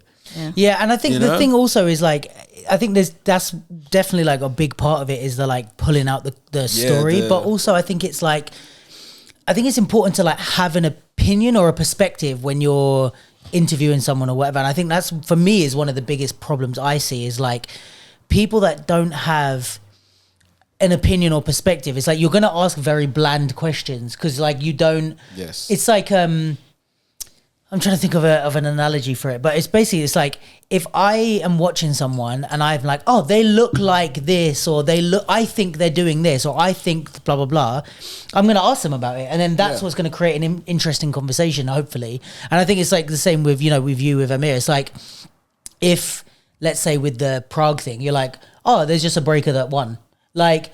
It's like, okay, cool, he was a winner. Oh, like, you're a great dancer. Like, is it hard to be a good dancer? And they're like, I train all the time. Okay, cool. That's a boring story. But if you have a perspective of, you're like, oh, this guy, I haven't seen, like, you're tapped into the scene to know, I haven't seen him that much before. He's new, but he's with Predators, and Predators are established, and there's something in there that's, like, not connecting or it's unusual. Let me go and ask him about that situation. It's like, you have to have, and you don't have to be a dancer, but you just have to be tapped in enough to like have a perspective when you ask those questions. You have to be curious. And even like, let's say, even the quick interviews of like, before a battle or after a battle. It's like if you watch the battles, like, and then you see someone win, like you kind of, and I think this is also the problem, like, because also we're not a scene that has this infrastructure. So we don't have people that are trained in journalism. I'm not fucking trained in, I don't know if you are, but like we're trained in, so like writing and stuff, but not in journalism. And I think you have to take risks and you have to like be, like, for example, it's like, okay, if I see you win a battle, and then also because I know you, or, you know, because I feel like it's a bit more my scene, I might be like, yo, was that hard? Because you look like you almost lost in that second round or something. Yeah. That's an interesting conversation because you might be like, yeah, I fucking almost did, but here's what I did to beat him or whatever. But it's like, if I'm too scared to say, you look like he almost had you, you know, then it's like, I'm just going to be like, oh, well done. Tell me, how did you sweat a lot? Like, it's just fucking boring. And I think you have to have a perspective. You have to take some risks. And then all this going back to the fact of, then you're going to build up storytelling, because now that battle that I'm interviewing about is way more exciting to go back and watch, because you're like, oh shit, he did almost lose in the second round, but then he brought it back in the third, and here's why, and blah blah blah. And like you might be like pissed. You're like, oh, I'm pissed that he almost beat me in the second round. And I'm like, oh, I can see that. Like, you need to build some more storytelling, because it's like you said, it's like, it is true. Like, no one watches the sport just for the thing itself. It's like you want the story around. It's why, you know, anyone pretty much, like my mum or you know, people that aren't into whatever the sport is, you can tune into the Olympics and the World Cup. Everyone, the whole world gets involved, because it fucking means something. This is why do I care about the finals of the World Cup? There's no one better on the planet at football, supposedly, than the two teams in the finals of the World Cup. So, oh shit, this is the one to watch. A normal like league game, I'm like, okay, well, yeah, they're gonna win, but then they also might lose next week, and that like they have 10 more games before it even matters for anything. So it's like these stakes and the story, I think, is really important. And I think we definitely need to find a way to up that. We need to, there's a thing where like, people don't, I'm a fan of like sporting stories. So like, how did I look at like how a sport became big, how a player became big. And when you look at it, it's always through some type of story of a player. There was this time when they said the NBA, no one was watching it. Magic Johnson came in, Larry Bird, they had their rivalry. And right now the WNBA is blown up because of a girl called Caitlin Clark. But then you've got Angel Reese as the bad do you know guy. what I mean? Yeah. But then you add in the fact that the WNBA players are commenting on it, and then they're like, oh, they don't like it. And they're building this, you know what I mean? It's like a narrative. Yeah, and that's why people are tuning in, because they want to see, how does this play out? Like, what's going on here, you know? And so it's like, when you understand this, for me, then you'll understand why dance hasn't taken off. Bro, it's not to do with dance. I'm so with you. You know, because I say this, if dance is amazing, I'm always like, the product sells itself. How do you know? Yeah. If we went out on the street right now and you started kicking a football, no one would care. You started bouncing a basketball, no one would care. If I start doing just footwork, I don't have to spin on my head, everyone will stop and watch. Yeah. They'll watch me. So you're like, well, obviously, they're not watching football and basketball because it's like more amazing, because if that would happen, they'd watch you kicking a ball on the street and be like, oh my God, I can't believe it. No, the difference is there's stakes, like you said, there's storylines. For us, we come out, and I get this with dancers all the time, they just expect people to watch them because they're amazing. They go, and I hear it, you should respect us, you should watch us, you should watch it, what we do is crazy, we work so hard. I'm like, every athlete on the planet works hard. Everyone does. There's nothing. like fencing people that work hard. Yeah, you know what I mean? Maybe harder than half the breakers. Yeah, like imagine climbing when you're ripping your fingers to pieces and stuff. People been climbing. It is hard. It is hard. You know what I mean? But the difference is they make an effort, or at least their media does, to promote the stories, the people that are in it, you know, who they are. We dance and then just go, well, we're amazing, right? Come on, watch what we do. And I think until the scene learns this lesson, until it learns that, like, yo, the story of your event and the story of the people in your event is what people will bring people in. It's like you're always going to have this back and forth, because they're like, why is breaking not in 2028, which is another thing we haven't mentioned. It's not in 2028. Yeah. In LA. But the misconception that I keep seeing, and it keeps like, and correct me if I'm wrong on any of this, but I don't think I am. The thing that keeps annoying me is people are like, LA didn't want breaking, or LA like passed on breaking and blah, blah. And it's like, there's the core sports of that make up the Olympics, and they're in every Olympics. Every host country of the Olympics then gets to choose an additional 5 sports that they think are A, going to be popular, or B, are going to represent their country well, right? So Paris chose breaking as an extra sport. LA didn't pass on breaking, they just didn't choose it as their extra sport. And we spoke about this, but like the easy thing is to go, what, like it's such a big thing and they're gonna be sorry they missed out, blah blah blah. And it's like, if you look at the sports that they chose, first of all, most of them have a bigger like cricket audience, has a massive audience. You might think it's boring. And what was the other one? Tag football, was that one but they India. I know, right? But India, have you seen the population of India? Like, come on. And people. also, it's like tag football, huge infrastructure. The NFL is backing it. Like, you really think we're going up against the NFL? I'm sorry, people. The Super Bowl, I think, is like the most watched thing on the planet. And also the like, say for example, something like lacrosse. Like, we can say, oh, breaking is like cultural in LA and America, and it came from America, although not from LA. But lacrosse is a Native American sport. So they chose lacrosse to represent the indigenous people there. So there's deeper and different reasons of why certain sports are chosen. And I think it just annoys me because it's so like bulldozing the topic when people are like, LA passed on breaking, or LA did. They think they hate us. They're like this whole narrative. They just didn't choose it extra. And it might have been in there. They might have been the 6th sport that they wanted to choose, but they're like, these other ones are more important. They're going to bring in more viewership. For whatever reason, Paris chose. Put it this way, I said the Olympics has been around for so long. They're not out to get breaking. They're not like, you guys think that you're cool spinning on your heads? Guess what? We're gonna put cricket in over you and teach you guys a lesson. And when people talk, it's like it feels like they feel like, oh my god, you just don't like us. And you're like, when it was in Tokyo, they had wushu in. That got kicked out afterwards. Sports karate, boom, you're gone after. Like, this is just the way of things. Yes, it doesn't feel good. Yes, for us and me, I'll be the first to say, yo, man, you're missing out on something here. You're missing out on the value we bring. But I know that it's not personal. I know it's just a system, and I know that more people watch cricket than watch breaking. So it's like, guys, we need to stop feeling. And this is just the world. It's like when you're a professional. It's a bit like, say, your company letting you go as a worker, and you go, you hate me, don't you? You're like, we fired 10 other people. The business is downscaling. I'm sorry. Like, we don't hate you. Yes, you do. You're going to regret this. And it's like, look, I get it. We love this. But at the end of the day, it's a fight to get in the Olympics. And there's a quota. Sure. People don't know, actually. What it is there's a quota of athletes you can have in the Olympics, which means they can, I think it's like 10,000 something. So they have to fulfill that. So when they're picking each sport, they are seeing how many positions are left. Right. And so obviously, breaking's only 16, it's only 32. And a lot of people are like, we're only 32. And it's like, but we still are 32. You still got to pay for it. You still got to do all this. And 100%. In the end of the day, France wanted us, we're in. And we are still in the Youth Olympics. This is a big thing we need to promote. We were first in the Youth Olympics. We're still in it, which means, I think the Youth Olympics is 15 years old to 18 years old, which means we will still be an Olympic sport. We're just not in the Summer Games. And if we're still an Olympic sport and, we care about the youth, let's celebrate that. Let's make sure we continue to push it, because if we continue to do well in the Youth Olympics, then it'll up our chances of getting back into the Olympics.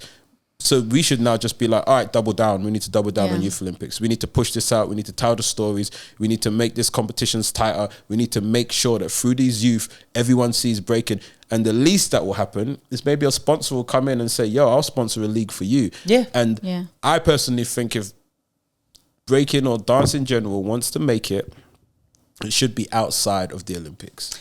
100%. And I think another thing that we have, which is going to be unpopular to say, let's say it anyway, bro. is that we're a bit working at a disadvantage because we're an art sport. And I think there's that I can think of art sport hybrids that are the biggest in the Olympics, because people need to clear. The Olympics is about viewership mostly, right? It's about who's going to tune in, what's going to be popular. The reason the track is one of the 100-meter sprint, the reason that is the biggest probably in the Olympics. If you said name an Olympic sport, that would be most people's like that's the most watched. top on the board, the right? 100-meter final. Because it's the easiest thing on the planet to understand. Exactly. A kid, a grandma, someone who doesn't speak the language, who gets from there to there, crosses the line first, Boom. done. Like that is the It's most a quick adrenaline rush. Go. It's the most sporty sport that exists. Like there's no, even like basketball is pretty straightforward. Or football, who scores more points? But there's still the offside rule. There's still this. There's still that. Things that you don't. Why are they stopping? Or why are they doing this? Even that is like hurdles you can overcome, because at the end of the day, you can bring your kid or your girlfriend or whoever. All you need to explain to them is whoever scores more goals wins. Imagine trying to explain breaking to a 10-year-old. Let me ask you guys. Let's start with Jenny. Yeah, with the most ignorant on the couch. Yeah, we'll move down this way. I'm here. I'm the voice of the people. So because we're all dancers. Do you know? Can you watch a breaking battle? I don't know if you watch the OQS. And can you explain to someone why someone won and lost? Do you even know why someone won and lost sometimes? Or do you watch it and go, what just happened? Like, not at that level, because I don't know enough. And there's not a big difference. Yeah, and it's like, we watched the Budapest, like a good part, especially the girls in the morning. Yeah. And it's like, I had a feeling of like, oh, I think she won that. But then sometimes it went one way, sometimes it went the other. Yeah. So it's like, I feel like in terms of judging dance, like, especially a style that I'm not super well versed, I can see if someone's getting smoked or if there's like a big gap in level. But I feel like if you watch the top, like even the top 8 level, I don't think I would have the eye or the knowledge to be able to say, like, it's not, I mean, some of the battles might have been clear, but a lot of them are too close to the untrained eye. They would be quite close. And with that said, I have read the document about... Ooh, you've actually read it? Yeah. High five, because I know so many people who just, even people doing the competitions and doing all that, but people in it who didn't read it. And yeah. Like, I mean, I read it a few years ago. Yeah. But still you read it. But still I read it, and like, I mean, I get the idea of it, but I still wouldn't be able to apply clearly how it Especially works. You're talking about the judging system, yeah? Yeah. Now now before we get to... No, actually, you go, and then I'm going to say something and see, and I want your opinion, because I was commentating. Yeah. And during the commentating, my main thing was just to make the competition clear. Yeah. What's happening each round, keep it, and then bring in the hype. You did great, by the way. Yeah, you did. Thanks. So... But then when it was over, I was like, okay, in my head, I'm always like, how can I translate who won? I need to give people away so they can say, I know who won, or at least I get who won. So you go, and then I'm going to say something, and I want your opinion to see if it would help you. Yeah, okay, that's good. Yeah? I think for me, like I said, I'm probably maybe not directly in between. I'm probably like more this side than your side in terms of knowledge of breaking. But I think I know a little bit about breaking, but I think, to be honest, what I'm looking for when I'm watching as a casual viewer is more the stuff. I'm not necessarily looking for. I'm more looking for what goes wrong. So, for example, I can identify a crash pretty easily, right? Yeah. I know when you're doing certain tricks, you shouldn't, like, for example, what's when you hold yourself here and you're doing the turtles? When you spin, your feet shouldn't be touching the floor, should they? Yes. Like, they shouldn't be dragging. No, they shouldn't. No, right. They shouldn't. Unless, so, like, if somebody's doing that and they're dragging, I'm like, the judges are probably going to see that. Or if you're doing flares and it kind of drag or head spins and you come out of it at a weird angle and kind of bounce. Like, I'm like, okay, these look like, that's a little bit of a fuck up. Like, I know physicality, if that's the word, enough to know you could have, that was not in control. Yes. So like if you do head spins and come out of it and hit a freeze, I'm like, you were way in control of that thing. Or, you do power and you slow it down and reverse or something. I'm like, that's control, as opposed to someone that just throws it and falls out of it kind of thing, right?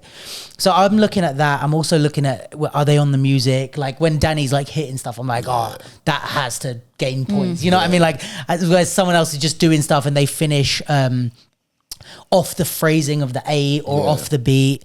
I also would look at like what was the other thing I was going to say? I would also look at someone told me this. I don't know how much it is taken into judging consideration, but in terms of like when you're doing freezes and stuff, like if you don't face them at the opponent, like if you're facing them at a random place. To be honest, that's a contentious thing. I think that only comes into consideration if there's nothing else less than you have to. Right. Yeah, I mean, because it's kind of like, oh, they were facing them. You're like, well, they still smoked that person. Right. You know? Yeah. Just because you looked at me when you froze doesn't change the fact I smoked you. But I I always looked took the wrong way. that as a. It's an old school thing. It's super old school. I took it as like a control thing though. It's like, okay, you didn't know where you were in the space. So you just held a random freeze as opposed to like centering yourself. But it's stuff like that I would look at. And then I have some level of understanding, although nowhere near like an actual breakers level, but some level of understanding of which moves are harder. So like within power, I'm like, okay, I know a lot of breakers can do a few flares. Not a lot of breakers can do these type of air flares, like whatever. And I can kind of see if they're adding little things to the air. I can't tell you what they are, but I'm like, oh, he's like, that's like a one-handed thing. And then he's doing something else in between each hop or whatever. So like there's those things that I'm looking at. And then also like complexity and creativity stuff. So I've seen a lot of breakers over my life, even if I couldn't name all the moves. I'm like, oh, I haven't seen, I know that's like some type of footwork I see maybe like there's more with the B girls. I see a lot more creativity in like the footwork and stuff. But like I'm looking at it going, oh, cool, that's a new way of doing that, or a new way of moving between that and that. And I know that that's a move, and I know that that's a move.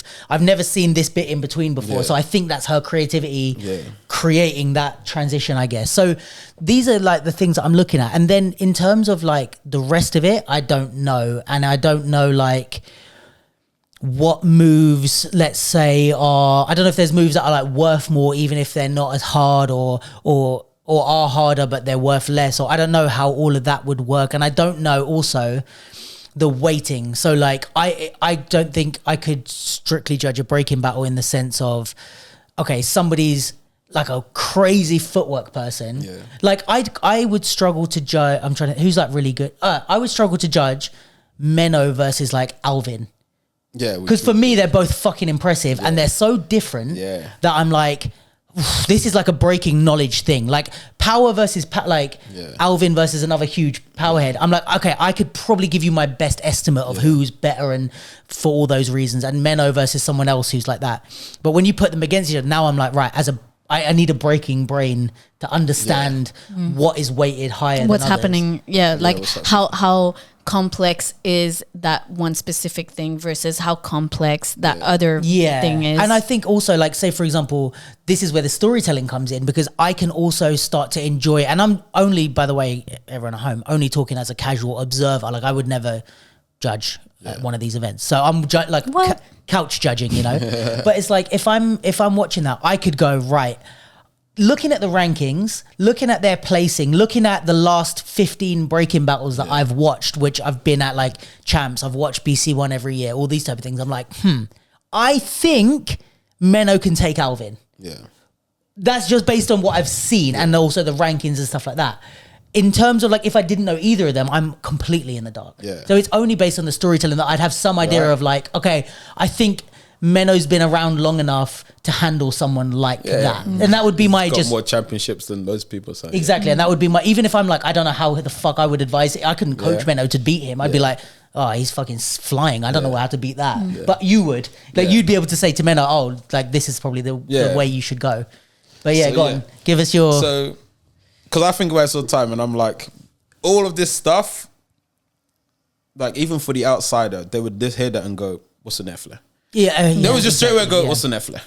You need some level of... so I think, like, as dancers, we look at it like that, but I even think as everyone, like, personally, they overcomplicate. I'm going to say it like this. I've explained breaking to someone who was at an event, they were a friend, they were like, what's going on? And this is what I said to them. I said, you've basically got 5 elements, and you could show this on a screen before an event. I said, you've got top rock when they're standing. You've got how they get from standing to the floor, which is called a go down. You've got footwork when you see them on the floor doing or kicking their legs. Hands and feet. Yep. You got freezes which is, you know, they stop and they make a shape. You got power, which is all the spinning stuff, the stuff you know the most. And then I said, you do have transitions, the 6-1, how they get in and out, but this is a bit harder to see. So I said, don't worry about that for now. Then I said, so you know, and I said, so that makes sense. He was like, yeah, because he's just watching. He goes, okay, so I know what top work is easy. And I said, all you're doing is, first thing you're looking at is who does all of those well. If someone comes out and they do all of those elements well, they're a complete breaker, they're really doing good. He goes, okay, I get it. And then I said, but if someone doesn't do all of those elements, they have to do the other elements that they do really high level. Yeah. So if they're not going to if they do power and just top work, they better do super crazy power. And then he was like, you know what I mean? And I said, so just think of it like this. Imagine that's 5 points, 5 elements, 5 points, cool. But if you're only doing 2, that one needs to be so high level, you need to get more. Obviously, we don't do points. And no, him and his wife are like, oh, so that's why that person lost, because they only done a head spin. Yeah. And I was like, yeah, so you get it. I was like, oh, he's like, yeah, I thought the head spin would win, but now that makes sense, because if they're only doing a head spin and this person done all 5 and that head spin was a bit slow, I get why they lost. I was like, yeah. And he said, oh, but the other person who came out, they didn't do all of it, but their power was crazy. And the other person's other stuff felt a bit like this. I was like, exactly. And they were like, yeah. I get it. Yeah. And I'm like, that's what the public need to know, because number one, and this all comes back to storytelling. Number one, now they understand the story the breaker's telling you. Because then you go, oh, that person just likes to do that power stuff. And as soon as they see someone just doing that, in their head, they're like, oh, they better do more. So now they can watch out for it and go, yo, this guy's dope at that power stuff. You know what I mean? And then someone else might come out and they're like, oh, they did all 5, but it was a bit like, man. Because you can just see visually who's doing, right? So I think this, and you can show this on a screen, top work, now, when you get into the judging thing, and this is the thing I was thinking with commentating, I was like, the judging thing is hard, even reading it, because unfortunately it's abstract terms, right? Yeah. You're talking about creativity, personality, dynamics. You're like, these are abstract terms. They don't mean anything. Top work means something. Top work is, I can visually show you top work. I can't visually show you dynamics, because there's too many things that are a dynamic. Yeah. Also, it's like, okay, if you're looking at the top 8, like everybody looks dynamic. Exactly, right? But I can visually say Vanessa does loads of freezes. And then you go, yeah, you're right, she does. And now you're like, okay, so you get the freezes. Cool. Once you get that, then we go to the next level. So now when someone goes, what are the judges looking at? They're just looking at, you take the judging criteria, right? And we say something like execution. They're not judging the moves. Yeah. We're not judging headspin versus headspin unless you decide to do it. What we're judging is who does those elements, who executes them better. That's it. Because that's the one difference about breaking. You don't judge the moves. I can say, but if I do a headspin and Jenny does a headspin, now we can judge headspin versus headspin. Yeah. But if Jenny does footwork and Manny does a headspin, they're saying who executed their chosen move better.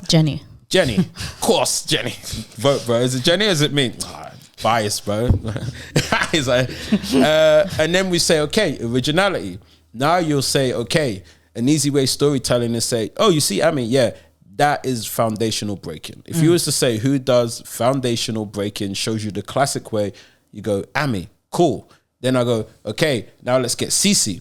That's not foundational. This is her showing a lot of original big moves. Do you know what I mean? What's that dude that was like champs? I think he's French. That doesn't narrow it down, bro. Fucking hell. It does. It's really different. It's like borderline house. Some of his top rock stuff. The one who takes his shoes off. Yeah, what's his name? He won, he won classics with Lee. Yeah, that guy. Yeah. What is his name? He's a house dancer as well. I think it's gone out of my head. He won classics with Lee. But he's like a that's not foundational. No, it's not. Breaking. But first thing you got to do story-wise is show them someone who is. So you say Ami. So you can compare. You pick someone. You go, let's show them Ami. And again, you can show this visually. And then you would see, oh yeah, she does top work. She does footwork. She done a freeze. She done some power. Do you know what I mean? She done all the elements. And it's very foundational. She has got her original stuff, but she's foundational. You're like, that's what a classical breaker looks like. Even in her dress, the cap, the way she top walks, she does all the burns. Yeah. And then you would jump and you would pick someone like this guy, like a Lee, and you go Kai, Kae. Nah, I'm sure that's his name. From France. Is he from France? Oh no, you mean Kai? He didn't win. Yeah, Kai. It's Kai. Yeah. Kai's he's from France. Yeah. I thought you meant someone else. Kai's not the one that Oh, okay. Kai, But you know who I mean now. Yes, He's I know like exactly who you mean. house Yeah, dancey, Kai does, because I think he does hip hop and house. Right. So he's got You'll got a love this guy. He's capoeira fucking type sick, style. yes. He's super sick. Yeah. But this is like someone who's like the opposite end of the spectrum of... not completely. Oh, okay. But he's in the middle.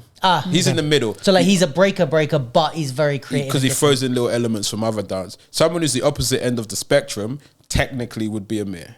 Because all these shapes are completely and utterly like different. They're not classical shapes.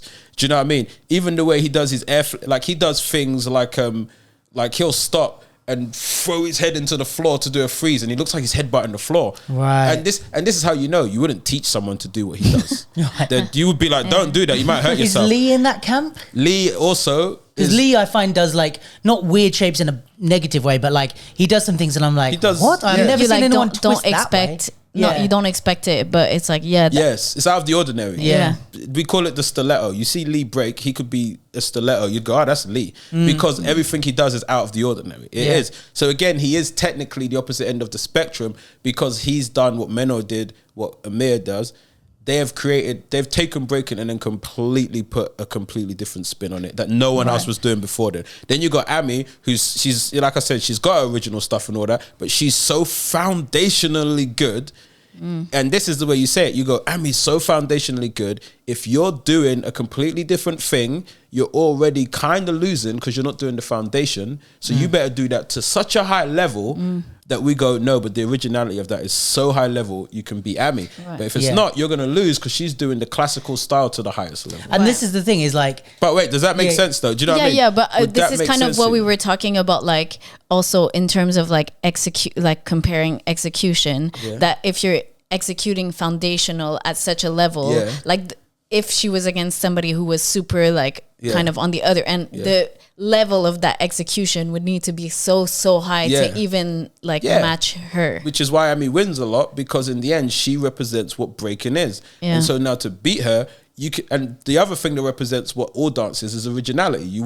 But if you're going to take originality to this abstract level, it needs to be super high, because when push comes to shove, if you're the same level, people are going to, technically, you're going to go for the one that represents what breaking is, because you're the same level now. Sure. But if you can push it like a Lee, like a Amir, like Menno did, and all these guys, we're like, yo, they are doing all the little elements, but they're doing it in such an original way, and they're executing, and they're on the music, that they're now going to go over you. The thing that gets hard though is like, even now you start to get crossovers where it's like, okay, you've got, let's say, Ami, who you said Ami, right? Yeah. Who represents like what breaking is kind of supposed to be in terms of like how she does it or what she chooses to do. She does all the elements. Breaking, she does all the classical freezes. She does a baby freeze, a chair freeze. She's using CC's 6-step, 3 steps. But then you've got Lee and those guys who are doing like, also you would say that like creativity and originality is what breaking's about. Which is why there's 5 criteria. So, and originality is one of them. Right. Execution's one of them. Music. Musicality is one of them. Technique is one of them. And vocabulary. So now you get more of a crossover, because it's like, okay, you could, let's say you have somebody who's really foundationally strong, but they're offbeat. Exactly. Then you've got someone like Lee, let's say, like that camp, who's very creative and original, and they're on beat. So even if their foundations versus creativity is the same, now we have to look at the music and who's more and less on beat. And then it's like, what if one is like somebody's more creative but somebody's more on beat to the same level? Now it's almost like now they're tied in 2 different categories, because it's like you won the creativity, you won the originality, but then you won the music and you won, you know what I mean? So then it's like now we're looking at so many different criteria that all cross over in different ways. But technically, I don't know if you know how the judging works, but on the fader you only go one way. But I'm also thinking about, I mean, for the casual. That's why I keep it simple. I'm like, these are the 5 elements. Yeah. And now you're just looking at who does them better. Yeah. Then, for the person that really wants to get into it, then I will say, okay, the judges are looking at these 5 criteria on every element. So you would say, who does their style? Because the thing you've got to say for the non-breaker is we're not judging move for move. This is what people don't get. They think, it's your baby freeze versus my 6-step. It's like that doesn't work in It's how breaking. you do each of those moves. Yeah, That you and because we're not judging move for move, whereas in gymnastics, your move has a score. So you are judging, oh, that move scores higher than that move. See what I mean? In every other artistic thing, everything has a score. We have no score. So it's not about your move versus my move unless you choose to do a move that ups my move. It's not. It's about your style, and who's executing it the better, who's more original, who's on the music. Do you know what I mean? And that way you're comparing that's how I'm comparing you two. Because the minute I compare move for move, we have to start scoring the moves. Yeah. So all you need to know is 5 elements, cool. Are they doing them? Yes or no? Oh, because usually you can judge a battle on that. You don't even need to know the rest. You can just go, you can watch a battle and go, oh, well, Ami's doing everything and she's doing it well. The other B girl came out, she did everything but crashed it all. Ami wins. But isn't there at some point, and this is like, again, the other controversial part of it, because I think the whole thing with the judging is like, there's no subjectivity anymore. But there has to be. No, there always is, because at the end of the day, like doing each element well or whatever, or who's more on the music, even if it's a very minute level, there's still minute levels of subjectivity in the right place. Because we don't score anything. And because we don't, you kind of... You don't have data points to look at to like... There's nothing. But I'm of the camp, and I'm very aware. I'm like this, look. And this is all styles. In dance, we're so afraid to admit the thing that we all agree on and the thing that wins battles. We're afraid to admit it. And I'm like, look, if I come out and I do a round that kills, we've all seen it. If I kill the music, if I kill it, good luck, bro. If you don't kill it, you know you're done. You're toast. Like, you know it's 100%. It's the one time we can all agree on who wins the battle. That's true. This person ripped this track to pieces, and this what if you do that, your clip's viral. You're getting invites. You already know, like, yo, I just killed it. The dancers know. If you've been there in the moment, I've done it. You know, you're in the flow. So dancers, but when I say this, people are like, yeah, but this, but that. We don't want to admit those things. We don't want to admit that good luck winning high level breaking battles without power. I'm always like, name me one BC1 champion that doesn't have power moves. Do you know what I mean? Good luck. Why? Because power is an X factor. It always will be. Not just to do power moves, but it makes your breaking more dynamic. It always does. You need it. There was a time, what happened was there was a time when crews were more prevalent. So we had breakers in crews representing, specialists, specializing. But even going back then, go back to like the 80s. What are the clips of these breakers doing? Crazy Legs doing windmills, taking his shoes off. You know, people doing friggin' massive turtles, people doing head spins. Because power is just, it's visually impressive to see someone go, brrr, and you know, and this is the thing, I'm a footwork guy. Footwork is more complicated to learn, but power takes more work. Because if you're not physically in shape, you are not doing power. But footwork is more technical. So footwork takes more patience. You know what I mean? So then this is again where the subjectivity comes in. But it's not subjective when we really, no, it is. So when we truly look at it, because if we would just admit, I don't know, like in pop-in and hip-hop, but guarantee, you know, deep down, that person's getting smoked. Why? They can't hit for shit. If you can't hit, good luck. These judges are whack if they're voting for this. Like, you already know it's a done deal. It's a wrap. You already know certain things, like, you know, because there's a reason why the best people are the best. It's not an accident. There's a reason why you're like, they're going to smoke 7 people in this top 8. It's going to happen. And someone will be like, but they're all doing the same stuff. And then you have to just admit and go, they hit harder. Or I don't know. Or there's something. With hip hop, they just have better foundation, and you're not, you know, they're just, this guy's always on the music. Everyone else in here, they're on a 2. They don't even hear the horns. And the minute we can admit that, you can give the general casual the real answer. How does someone win? The first answer is kill the music to the highest level. Just kill it. If you kill it, the other person still gets a go. But if they don't kill it and they don't hit all the music, it's a wrap. But this is what I mean, where it's like, I think I'm fine with it, and I think that's what is the beauty of dance battles, is that they are an art sport, and I think there is subjectivity in these things. But like with, let's say, even with killing the music, it's like, are we going off how the crowd reacts to you killing the music, or because I've had this in battles, right? Especially, I think it's maybe a bit different in, let's say, hip hop, because there's people that will in hip hop, like beat kill with zero I've heard you foundation. say this, yeah. Like, and I think the difference is, it's like you can have someone, like I've had this before, where it's been somebody that's overtly killing the music. They're like hitting all the dum dum cat cat da da da, and there's someone that's like layer by layer, like dissecting it in a way that is like maybe boring to some casuals, but I'm like, you have such a deep understanding of music that you're showing me all these layers and the rhythms between them. You're just hitting the beats that you've memorized from training at home, right? So I'm gonna go on a music level, I'm going for you because that's a way deeper skill. But there's other people that could go, nah, like he killed the music, and part of dance is performance, and part of dance is communicating your understanding of the music to the audience. So if somebody voted them and go, well, and use that as a rationale, in a way, there's like a difference of opinion, right? And I think it's like with a lot of these things, it's like, okay, what's harder power to one person? Like, let's say a move could be harder for one person and come really easily to another. So how can we say one, like this thing is like you said, unless we rank the moves officially, if we're not ranking the moves, there's always going to be an open conversation about, oh, well, his power was better than his power. Well, why?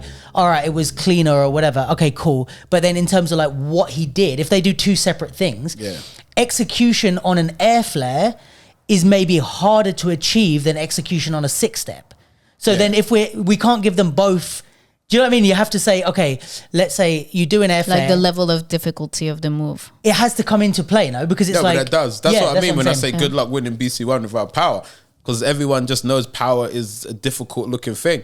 So if you can nail that clean, technical. it's way, you're like, if we're equally executing to an equal level, but you're doing air flares and I'm doing a 6-step, you should, I think you should win. That's technique.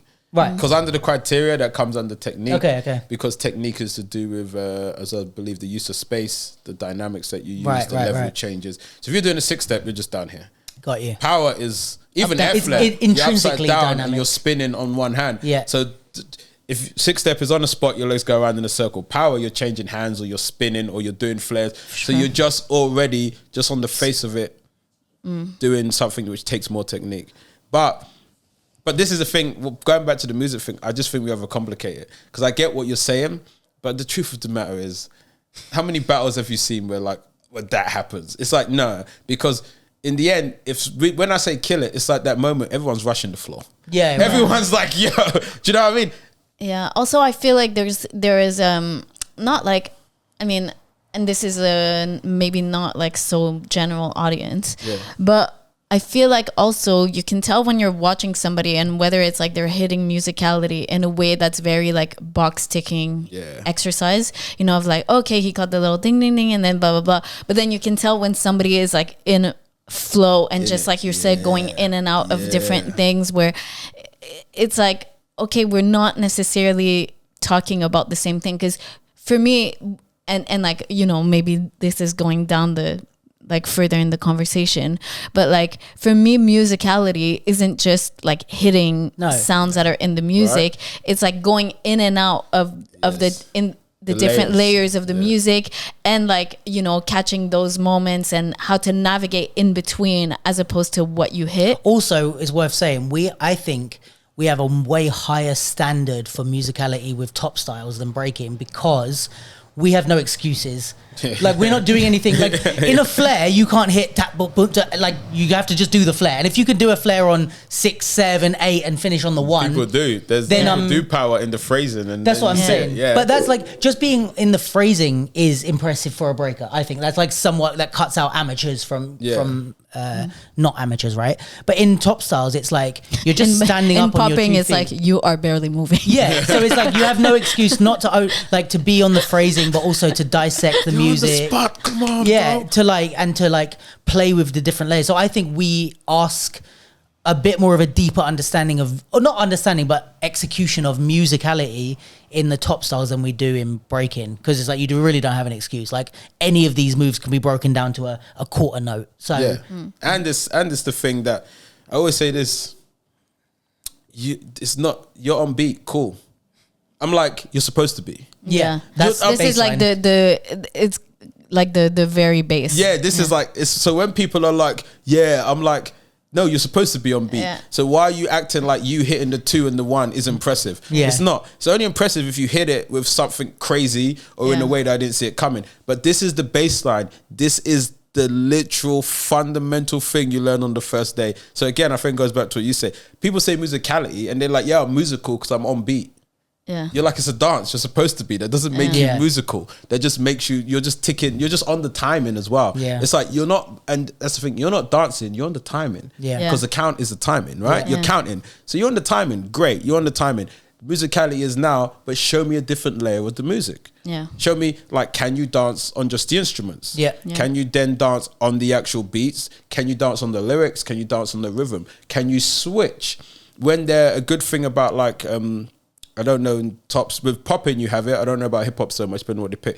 You might get a break, right? You get a tune, they'll play something like the Mexican, and they'll play it all the way through, and then the break will hit when it's the drums, and now it's like, okay, am I going to see a switch in you when the break hits, or are you going to continue at the pace you were going? Yeah, if you can, because music doesn't do this. Music does not. Music it has a story to it. Yeah, it drops in. Then you have like the, you know, for instance, you have the lyrics. Then you have the chorus. Then you have lyrics. Then, you know, what I like to do. This is one thing I'll do to teach people real musicality. I'll pick one of those rap songs with like loads of different rappers on, with different flows. Yeah, and then I'll be like, you get Busta Rhymes, you get Jada Kiss, completely different flows. Then I'll switch it. Now you get Busta Rhymes, you get Jada Kiss. If you two do the same round at the same pace, I'm like, well, you don't understand music. Yeah, 100%. And to be honest, with most dancers, the thing I've realized is because this whole musicality thing, people think it's hitting the basic stuff. When you get deeper, there's a large majority of dancers that don't understand musicality. And this isn't their fault. It's just the way the scene is because they don't get taught it. Yeah. Because you have to be able to understand music, and we don't teach music. Yeah. So now musicality is, like you said, oh, I was hitting the 1 and the 2. And then every so often we get that dancer, I think like, who's one in Top Stars? Waleed or someone like who like really always is on the music, like killing it. There's so many, but I mean, like some of that we watched Yugson in do hip hop demo in Paris, and it's like some of the stuff that they like the older like French hip hop dancers do in terms of understanding like the rhythmic qualities of the dance as opposed to just hitting the beats is crazy. And it's like, so you got them, and people go, they're superhuman. They're doing this special thing that like they're just naturally good, and you're like, no, because they just understand music. And they practice to be able to be in the music, to be in it. They don't practice to hit the music. They practice to be in it, and it becomes this myth that like, oh, if you're not naturally like that, you can't do it. But at the end of the day, it's just a skill that you teach and you put in your body. But if you go to a training session with most dancers and you go there, you don't truly see people practicing to be in the music. They're practicing their moves. And even the music that's on half the time is a mix. It's not actual real music.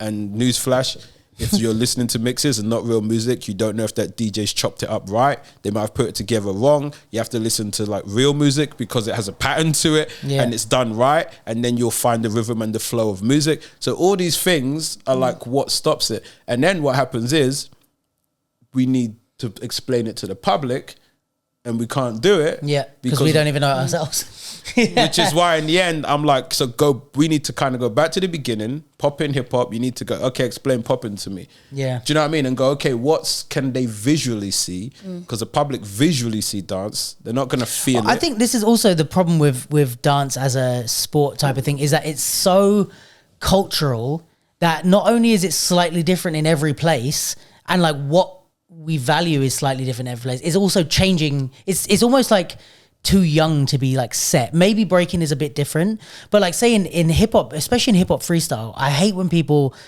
talk about it as if it's like set, because it's like Light Feet came out of the blue like 10 years ago. Know the difference between all of them. But it's like it changed the whole format of hip hop freestyle, and like it's a whole new style that does or doesn't fit under hip hop freestyle umbrella, and people use it, and it's very adjacent, and it's like you can't, like, even if we had set hip hop freestyle pre Light Feet, it's changed the whole like landscape of what hip hop freestyle looks like, and battling in general. But it's like these things, and it's like new things are coming out, new ways of moving are coming out, new trends, new social dances. So it's like it's really hard But you know what makes a sport? Well, And this is the thing. The only thing that makes, well, there's two things, but in reality, the only thing that sport has over dance, it's no offense, they don't care, they just set the rules. Yeah, exactly. Because in the end, exactly. anything, because in dance, again, everyone's like afraid to like constrict it. And it's like, look, at the end of the day, if you're going to do a competition, you have to have rules anyway. Yeah. It isn't summer dance forever like the crowd or something. Yeah. Yeah. But it's like either we set the rule, like we do like gymnastics and we say these are the rules. No, and these are- you set the rule. You do your competition. You set set the the rules. Agreed. 100%. That person over there, Yeah. if you Set don't their- like it, set your own rules.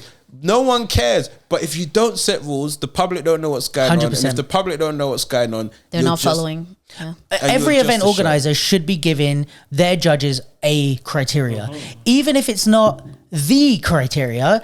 If it's your criteria, That's like UDO do it. So if they can do it, we can all the rest of us That's can do it. it. Yeah. Like you should be giving your judges a criteria and trying to get your host to explain that to the public of like, this is what today they're going to be judging on. We're not saying this is what hip hop freestyle is. We're not saying this is what popping is. We're saying today this is what they're going to be judged on within this. Jack of all trades. Yeah. They have it's a competition in Montreal. Actually, the girl that's with us is one of the organizers. They have a thing where they do a popping battle, but they break it down by parts of popping. So they'll say this first round is just footwork. The second round is tuts. Waving. So it's a waving battle. It's not to say being judged on only waving in one round is all there is to popping. Of course there's more, but they've decided this is the format for our battle, it. which means you can watch Jack of all trades, anyone, and be like, right, what is waving? Oh, it's when they do this stuff. Okay, cool. I'm going to see who I like better. What is footwork? It's when they use their feet. I'm going to see who I like better. And it's like, that can be any version of it, but it's like, as long as it doesn't have to be a concept, doesn't have to be anything crazy, but as long as you're setting a criteria and saying, this is what you're judging on and this is what But I you're feel watching. like not, and I don't know enough to really be talking about this, but I'm gonna do it Gotta do anyways. it anyway. Hey, that's the speciality of the capsule. But That should be our motto. Don't know enough to be talking about this. but here we are. No, but I feel like, you know, the equivalent of something equivalent that is doing this would be like martial arts, you know, Yeah. that in a way, like they've managed to kind of make it into a sport that people can understand and Yes. participate. But it's like, if you want to go on a dojo in a mountain in China and like live the philosophy Yeah. of martial arts and the like way of the But they the way found of the thing ancients. that you can quantify, which is Yeah. like how many times I touch you, Yeah, or whatever. But it's like, what I'm saying is like, I think with dance and, you know, I think breaking is obviously the closest thing to it. I think there is a fear that like making it quantifying and like Yeah. defining those things is gonna kill the art. That's what the they art, think. Yeah. you know. So I think that I understand that, but I also feel like just because like they don't have to mean if one makes it, the other one can't exist. course, yeah. Because we have the example of how martial arts is a sport and is a discipline where people can watch and enjoy and Yeah. blah blah blah. But it can also be like at the root of it, it wasn't necessarily something that was meant to be a competition. And I'll say this as well. I've said this before on the pod, but like, I think what we're going to get to down the line after everyone stops arguing is that all breaking events and then maybe following on from that top stars events are going to be labeled. They'll come up with a more catchy label than this, but they're going to be labeled a sport event or an art event. Meaning, if I go to this one and it's labeled, like if I go to I don't know, whatever a breaking battle would be, let's say BC1, and we're going to name it a sport event. That means there's these criteria. We're using this judging system. We're using the faders. We're using like everything, and it's going to be clear cut. You're going to understand. There's no bias. Blah blah blah. Or if it's an art event, you know that you're going for entertainment purposes. The judges are going to point their hands on preference alone, and it's like a dog show where they say, "Who do I think is the fluffiest dog?" Do you know what I mean? And it's like, because there's, to be honest with you, and I think this is the thing that I think people miss is like, I think there's a time and place for everything. There are times when there's a grand on the line and I want to know why the fuck I lost, because that's a big deal and I worked my ass off to get to the finals. Grand though, that's not that much. Well, I mean, for me it is. I got to pay for these fucking lights. No, but then there's also like times when I couldn't give a shit. Like I go to like a battle that's like a kids thing and it's as part of a bigger, like it's a festival day. There's a 50 quid prize money. I get to the finals and I'm like, just vote for who you, I don't give a shit. Yeah, exactly. Like, let's just have fun, guys. Like, this is not an event where I'm going to be like, what, I got wrong. Like, so I'm like, just label that an art event. We're all here to have fun. Me and you were in the finals and it's an all styles event and it's breaking versus hip hop. Like, who even cares? Like, let's just have a good time. Let's put on a show. If you win, who cares, man? Like, so I think there's going to be two separate, like, There's things. also a thing to like add to that. This whole sporting thing. Is dance a sport? Again, people need to read the literature. What makes something a sport in the UK is if you can get sports funding. Right. And what you have to do is there's the England, Scotland and Ireland, no, England, Scotland and Wales and Ireland sport, not board, council, whatever. If you go online and they have the list of all the things that they recognize as a sport because there's some type of criteria you have to fulfill. You have to have a federation. You have to have like safeguarding policies. If you get on their list, you are now classified as a sport. That's the only reason breaking became a sport because it became under the Olympics. So now we're on the list. If you're not on that list, you're not a sport, so you can't get sports funding. There's more sports funding money than there is arts funding money. So even the label, you won't get to choose. You're an art unless you get on that list. Hip hop freestyle is an art unless you get in that list. Because if you're not on that list, no sports funding is giving you money. So you're not a sport anyway. So BC One will probably always be an art because they don't need to get on that list. They're funded by a brand, you know? So these things that people like spend so much time arguing over, I'm just like... There is a definition. There's a definition and there's a reason why it's called a sport. That's the way it is. So like you say, and when you look at it from the future till now, like the fact that we're even using systems and an iPad, when they started doing this like probably 8 years ago, everyone was like, this is bullshit. Why are we doing? They used to have flags. They first started with flags. Now we're all using systems and iPads. Now you're being trained. And again, I'm just a person who like that. I was terrible at history in school. I didn't listen. But I love all the sport and history documentaries. I'm like, everything goes through this. Yeah. And everyone's like, you're killing the culture. But when Red Bull came in, they said, you're killing the culture. Now we've got Red Bull, we've got dance show stuff. Everyone loves it. Do you know what I mean? When breaking was on TV, oh, you're killing the culture. Every like 10 years, something new happens. They say you're killing the culture. And you know what happens? 10 years later, that generation is gone because it's 10, 20 years later. They kind of die off. The new kids just come in and they go, oh, this is the world where I came into. You know, that's it. I mean, even if you think of like, you know, in a way, whether it's like in breaking or top styles or whatever, it's kind of like, you know, we have a tendency to always like also romanticize the past. But, you know, like even if you know, sometimes it's like a lot of freestyle dancers or whatnot, like shit on commercial dancers or, you know, you dance like for a pop star. It's kind of like, oh, well, you're not really in it, blah, blah. But it's like all of Mop Top was dancing for like Mariah Carey and Michael Jackson. Like, but because it's like in the past. Because they were doing it in the 80s and 90s, then it's cool. And because it was like Michael Jackson and Mariah, but they were the like Ariana Grande's of that time. And it's like, oh yeah, like making it a sport in the Olympic is mainstream, but how many people started breaking because of the movie Breaking? That was a mainstream movie. Like movie. So, or not to mention like music videos or... Yeah, so I just think it's like, you know, sometimes when something happens today, we kind of tend to think that it's not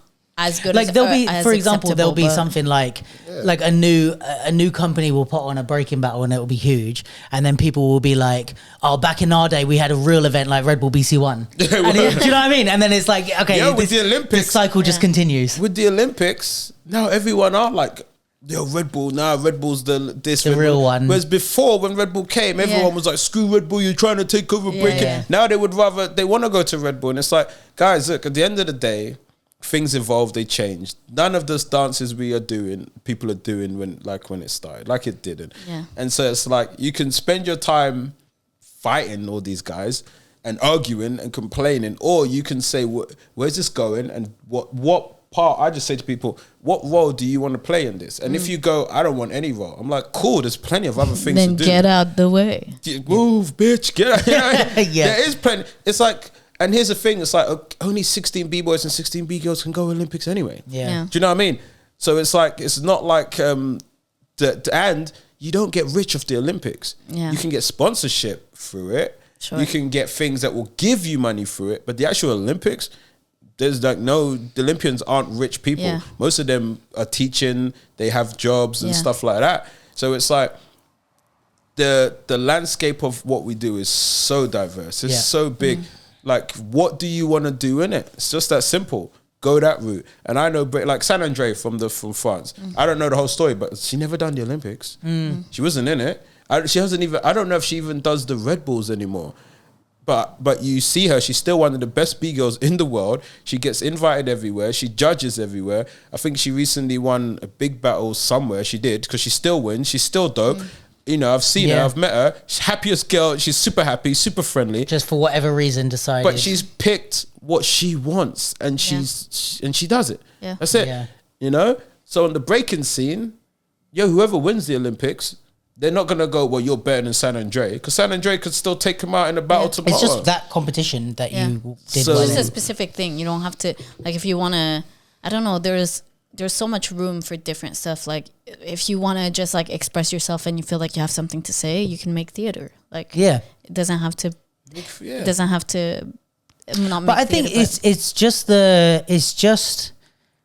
the I mean, to kind of like round off the conversation, I feel like when anything big happens, Yeah. everybody's going to have an opinion on course. it. And everybody, in a way, like, you know how, all right, put it like this, and this is like my way of like making peace with everybody having opinions That on would shit. never happen, bro. Well, It's war. yeah, no, my internal piece. It's like, you know how when Drake and Kendrick were beefing, we all had a fucking opinion on it. Who was winning, who was losing, whether it was good. But for me, I didn't give a crap. You didn't give it. A lot of people did. You know, it's like whether it was good for rap or bad for rap, or who made the better music and blah blah. Like Kendrick and Drake could be like, just fucking shut up and enjoy the music. Like, this is between us. Like, whatever. But I think it's like people enjoy not talking shit, but kind of like they enjoy being like, well, what do you think about that? Well, it's like why reality TV exists. Like, people just like having a fucking opinion on stuff. And I think 90% of them don't actually care. They're just loud. No, they don't. They just everyone, One way or another, you know. Yeah. Like, there's people that are like against the Olympics or against that, and or BC1 or any of that shit. Who they don't really care. They're just loud. And then there's people that are like, no, fuck you, get out of the way of the Olympics, blah blah. And they also don't care. Like, there's a certain people in the middle who are actually involved in this stuff. A lot of other people just like to argue and talk, I think. And it's like, all right, you guys talk, and this is how I make peace of it. It's like, all right, you're saying that. I'll just talk to the people. You know what you do though? Those are the people you make your money off. Because in the end, they listen to controversial podcasts. yo, the Drake Kendrick thing is Yeah. a perfect example. Because that thing went viral so quick, because so many people are like, but this, but that, but Yeah. this, but that. The Caitlin Clark thing, if you would see WNBA, like, there's so many opinions. You're like, yo, that's what's blown it up. Yeah. So you That's want what makes the people controversy. talk about it. Yeah, Exactly. You know, so it's like, yo, cool. Well, watch. Listen, you know, as long as you tune in, I don't care. But this is why, You know? also going back to what we were talking about right at the beginning, full circle, is that this is the importance of like media stuff, because the people that are running the Olympics, running the WDSF, organizing the events, and the athletes in it shouldn't have to deal with everybody talking about the shit. And like Sunny and Karam shouldn't be there going, oh, I wonder if people think like the Olympics is I know they wouldn't give a shit, but like they shouldn't have to be dealing with that. That's our job in a way, is to like cater to, have those discussions. like feed the conversation. Feed the conversations. Like, people should be able to listen to the capsule, read your articles and be like, well, I disagree with what Manny said. I agree. I disagree with what Luke said. But actually, when Manny spoke to Luke, he was right about this. We should take that. The athletes should just focus on training and improving the sport and becoming the best at what they do. The people doing the judging systems and all that should focus on doing that. But I think this is the problem, where it's like the casuals are shouting at the people who are running the Olympics, and they're trying to respond. And it's like, guys, we'll talk to you. We'll talk the shit and speculate and all that. You guys can continue to be vocal about what you think, but like, let people do what they're doing, if that makes sense. I think it's like some people don't need to be concerning themselves. Again, like I can't imagine people like Sonny being like, oh, what did people on the internet say about me? But most of them don't. I'm sure there are some breakers that are like trying to get involved in these conversations. And you just shouldn't bother. Exactly. So just go do your BC ones, do your Olympics, live your life the way you want Nike to. sponsoring you, you're doing something right. Yeah, for real. Who cares what anyone says?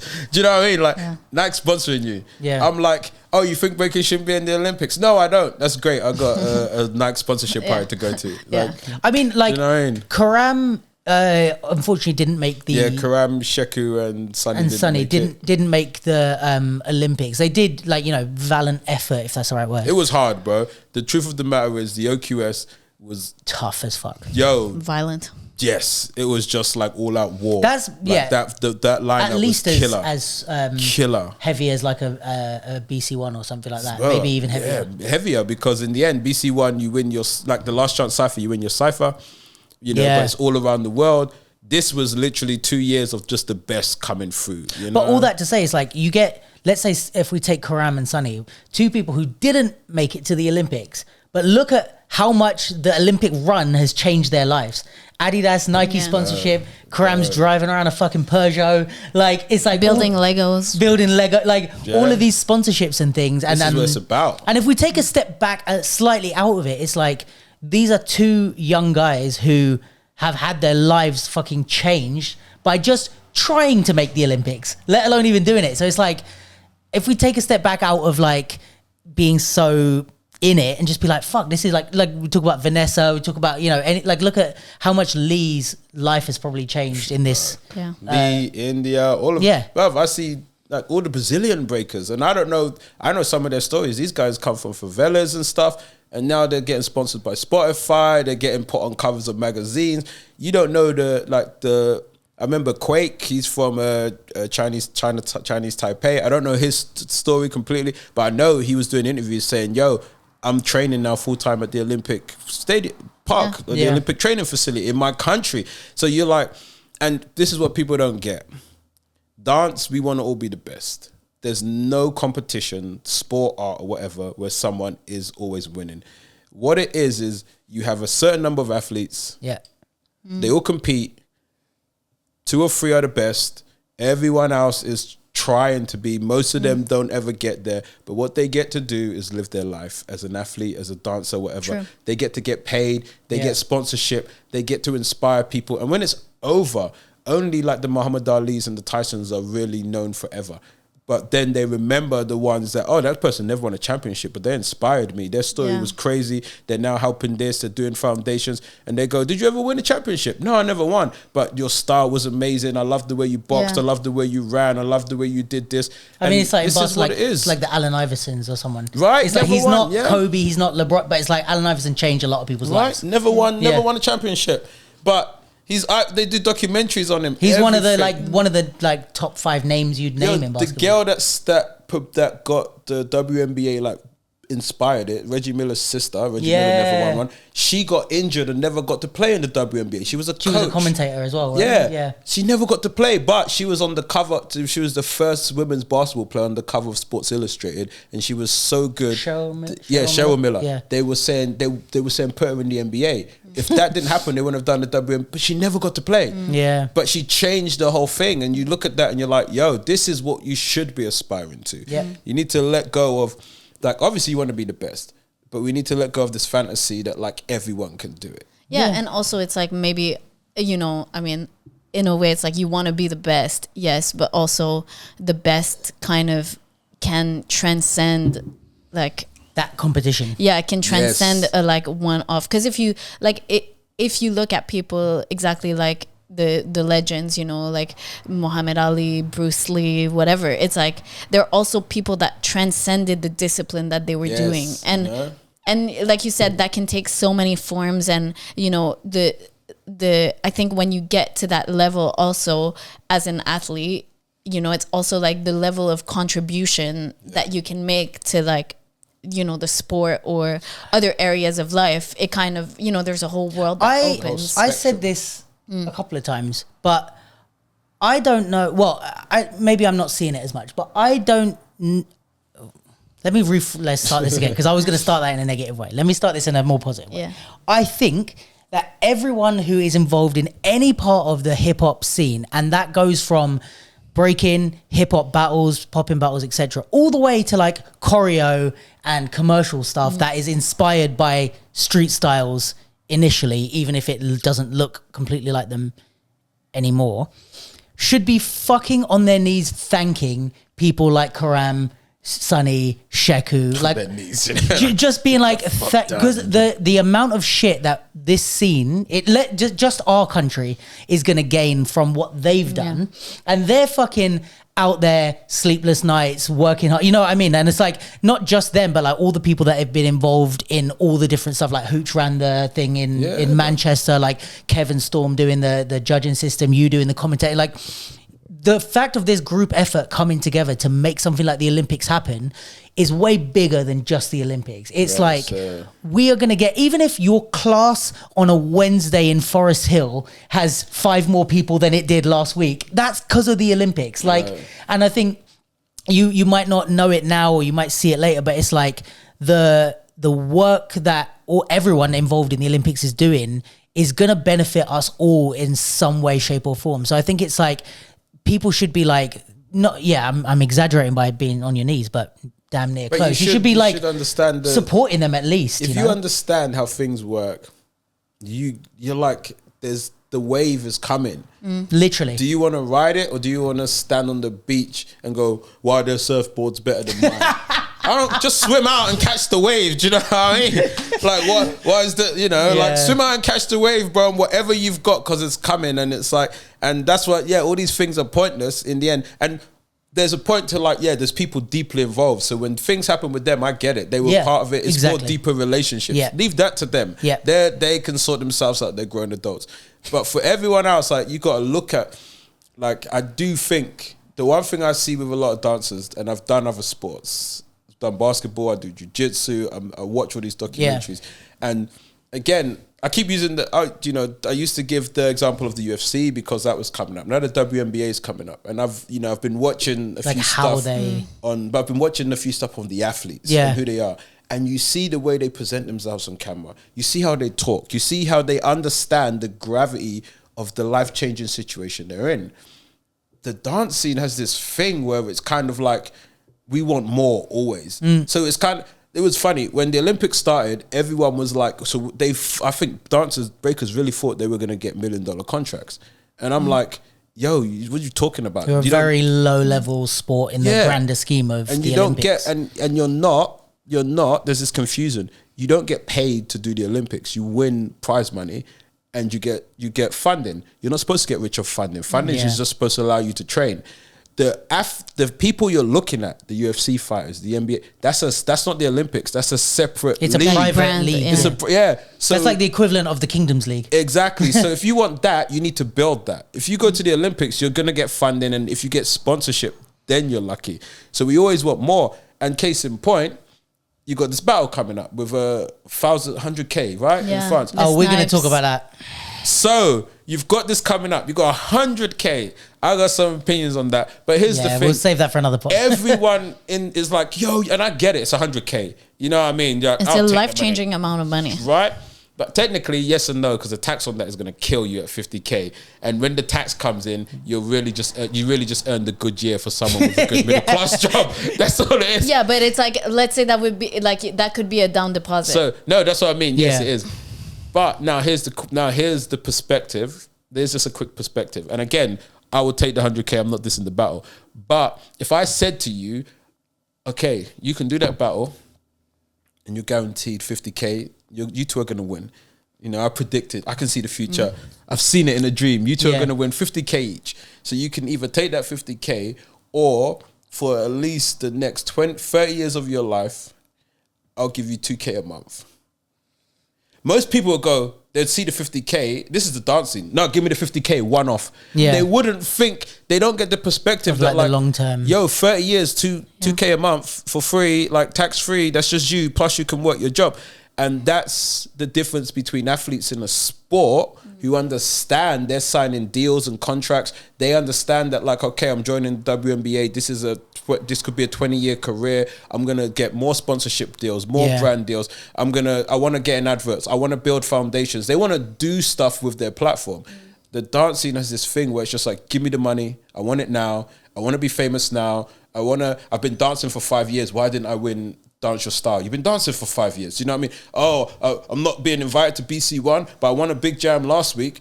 The people who won BC1 were breaking for like 20 years. The Menos, the Vox, right? Before they won BC1. So there's this and people will say it's degenerate, it's social media. It's a little bit to do with that. But we're just so on the dance scene. We want it now. We don't want to wait. We also need more like infrastructure. We need more like education on these type of things. You know what I mean? We need loads of that. We need all more of it, podcasts. Bro. We need more. We need more stories. We need more. We need more of everything. We need to build.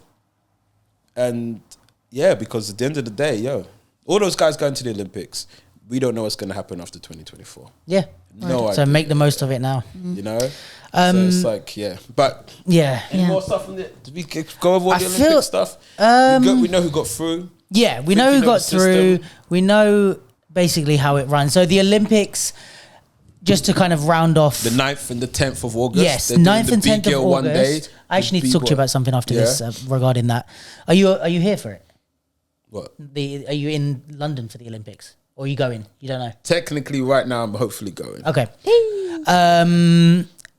So 9th and 10th is the Olympics. No, 9th and 10th is the breaking. Sorry, the breaking. Is from like the 21st of July for 2 weeks, 9th is the women's, 10th is the men's. We have the top 16 through. It'll be round robin into top 8. Yes, I don't know how they're seeding the round robin yet, but it's round robin, top 16. Round robin in the morning, top 8 in the evening. Why don't they just redo a pre-selection? They might. I have no idea. Play some I based don't on know. that. I have no idea. But I like the round robin format. I think more battles should do it instead of a top 16. That's another discussion. Yeah. Well, for top styles, I think it's more beneficial than for breaking. Because anyway, that's a whole other conversation. Next pod. So 9th and 10th, we know the top 16 that are through.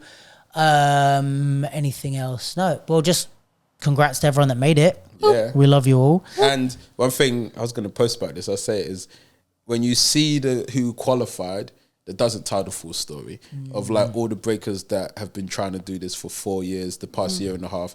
Like that's an attachment, because it's the first time in the history of, I think, any dance style where dancers have committed to something for like years, like really committed. Everything is just like, well, I'll do this event next week, this event next month. This was years of their life, and that attachment, I get why there's a lot of emotion, because it's kind of like it's just over now, and it's over. There's no 2028. It's just like done. So that's a lot. So every dancer that was in it, like it might come back in 8 years or 16. By then, how many of those will still? I mean, hopefully. Let's see if Ami can do it at 49.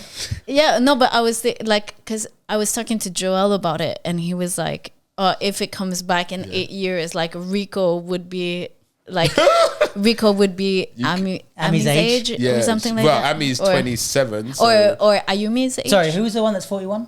Ayumi's 41. Ami's like 27, sorry. 28. Rico's 16. So she'll still be younger than Ami if it comes back. India could be. Yeah, the next one. But it's like, I don't know. There's a beautiful thing to see. Like, imagine if Rico, that would be a story. Chase. Yeah. Can I make a quick announcement, not in regards to the Olympics? Yeah, go on. Or are we still saying stuff about the Olympics? Okay. Speaking of breaking, speaking of aging, there's B-Boyism Dance Company that's coming to South Bank Center on July 18th, 19th, and 20th. So they have their show called In My Body, which is about aging as a breaker and as a dancer, and what that means to, like the relationship with your body as a performer and how that changes through time. So the cast, I think the oldest person in the cast is like 57, 59, and the youngest person is like early 20s.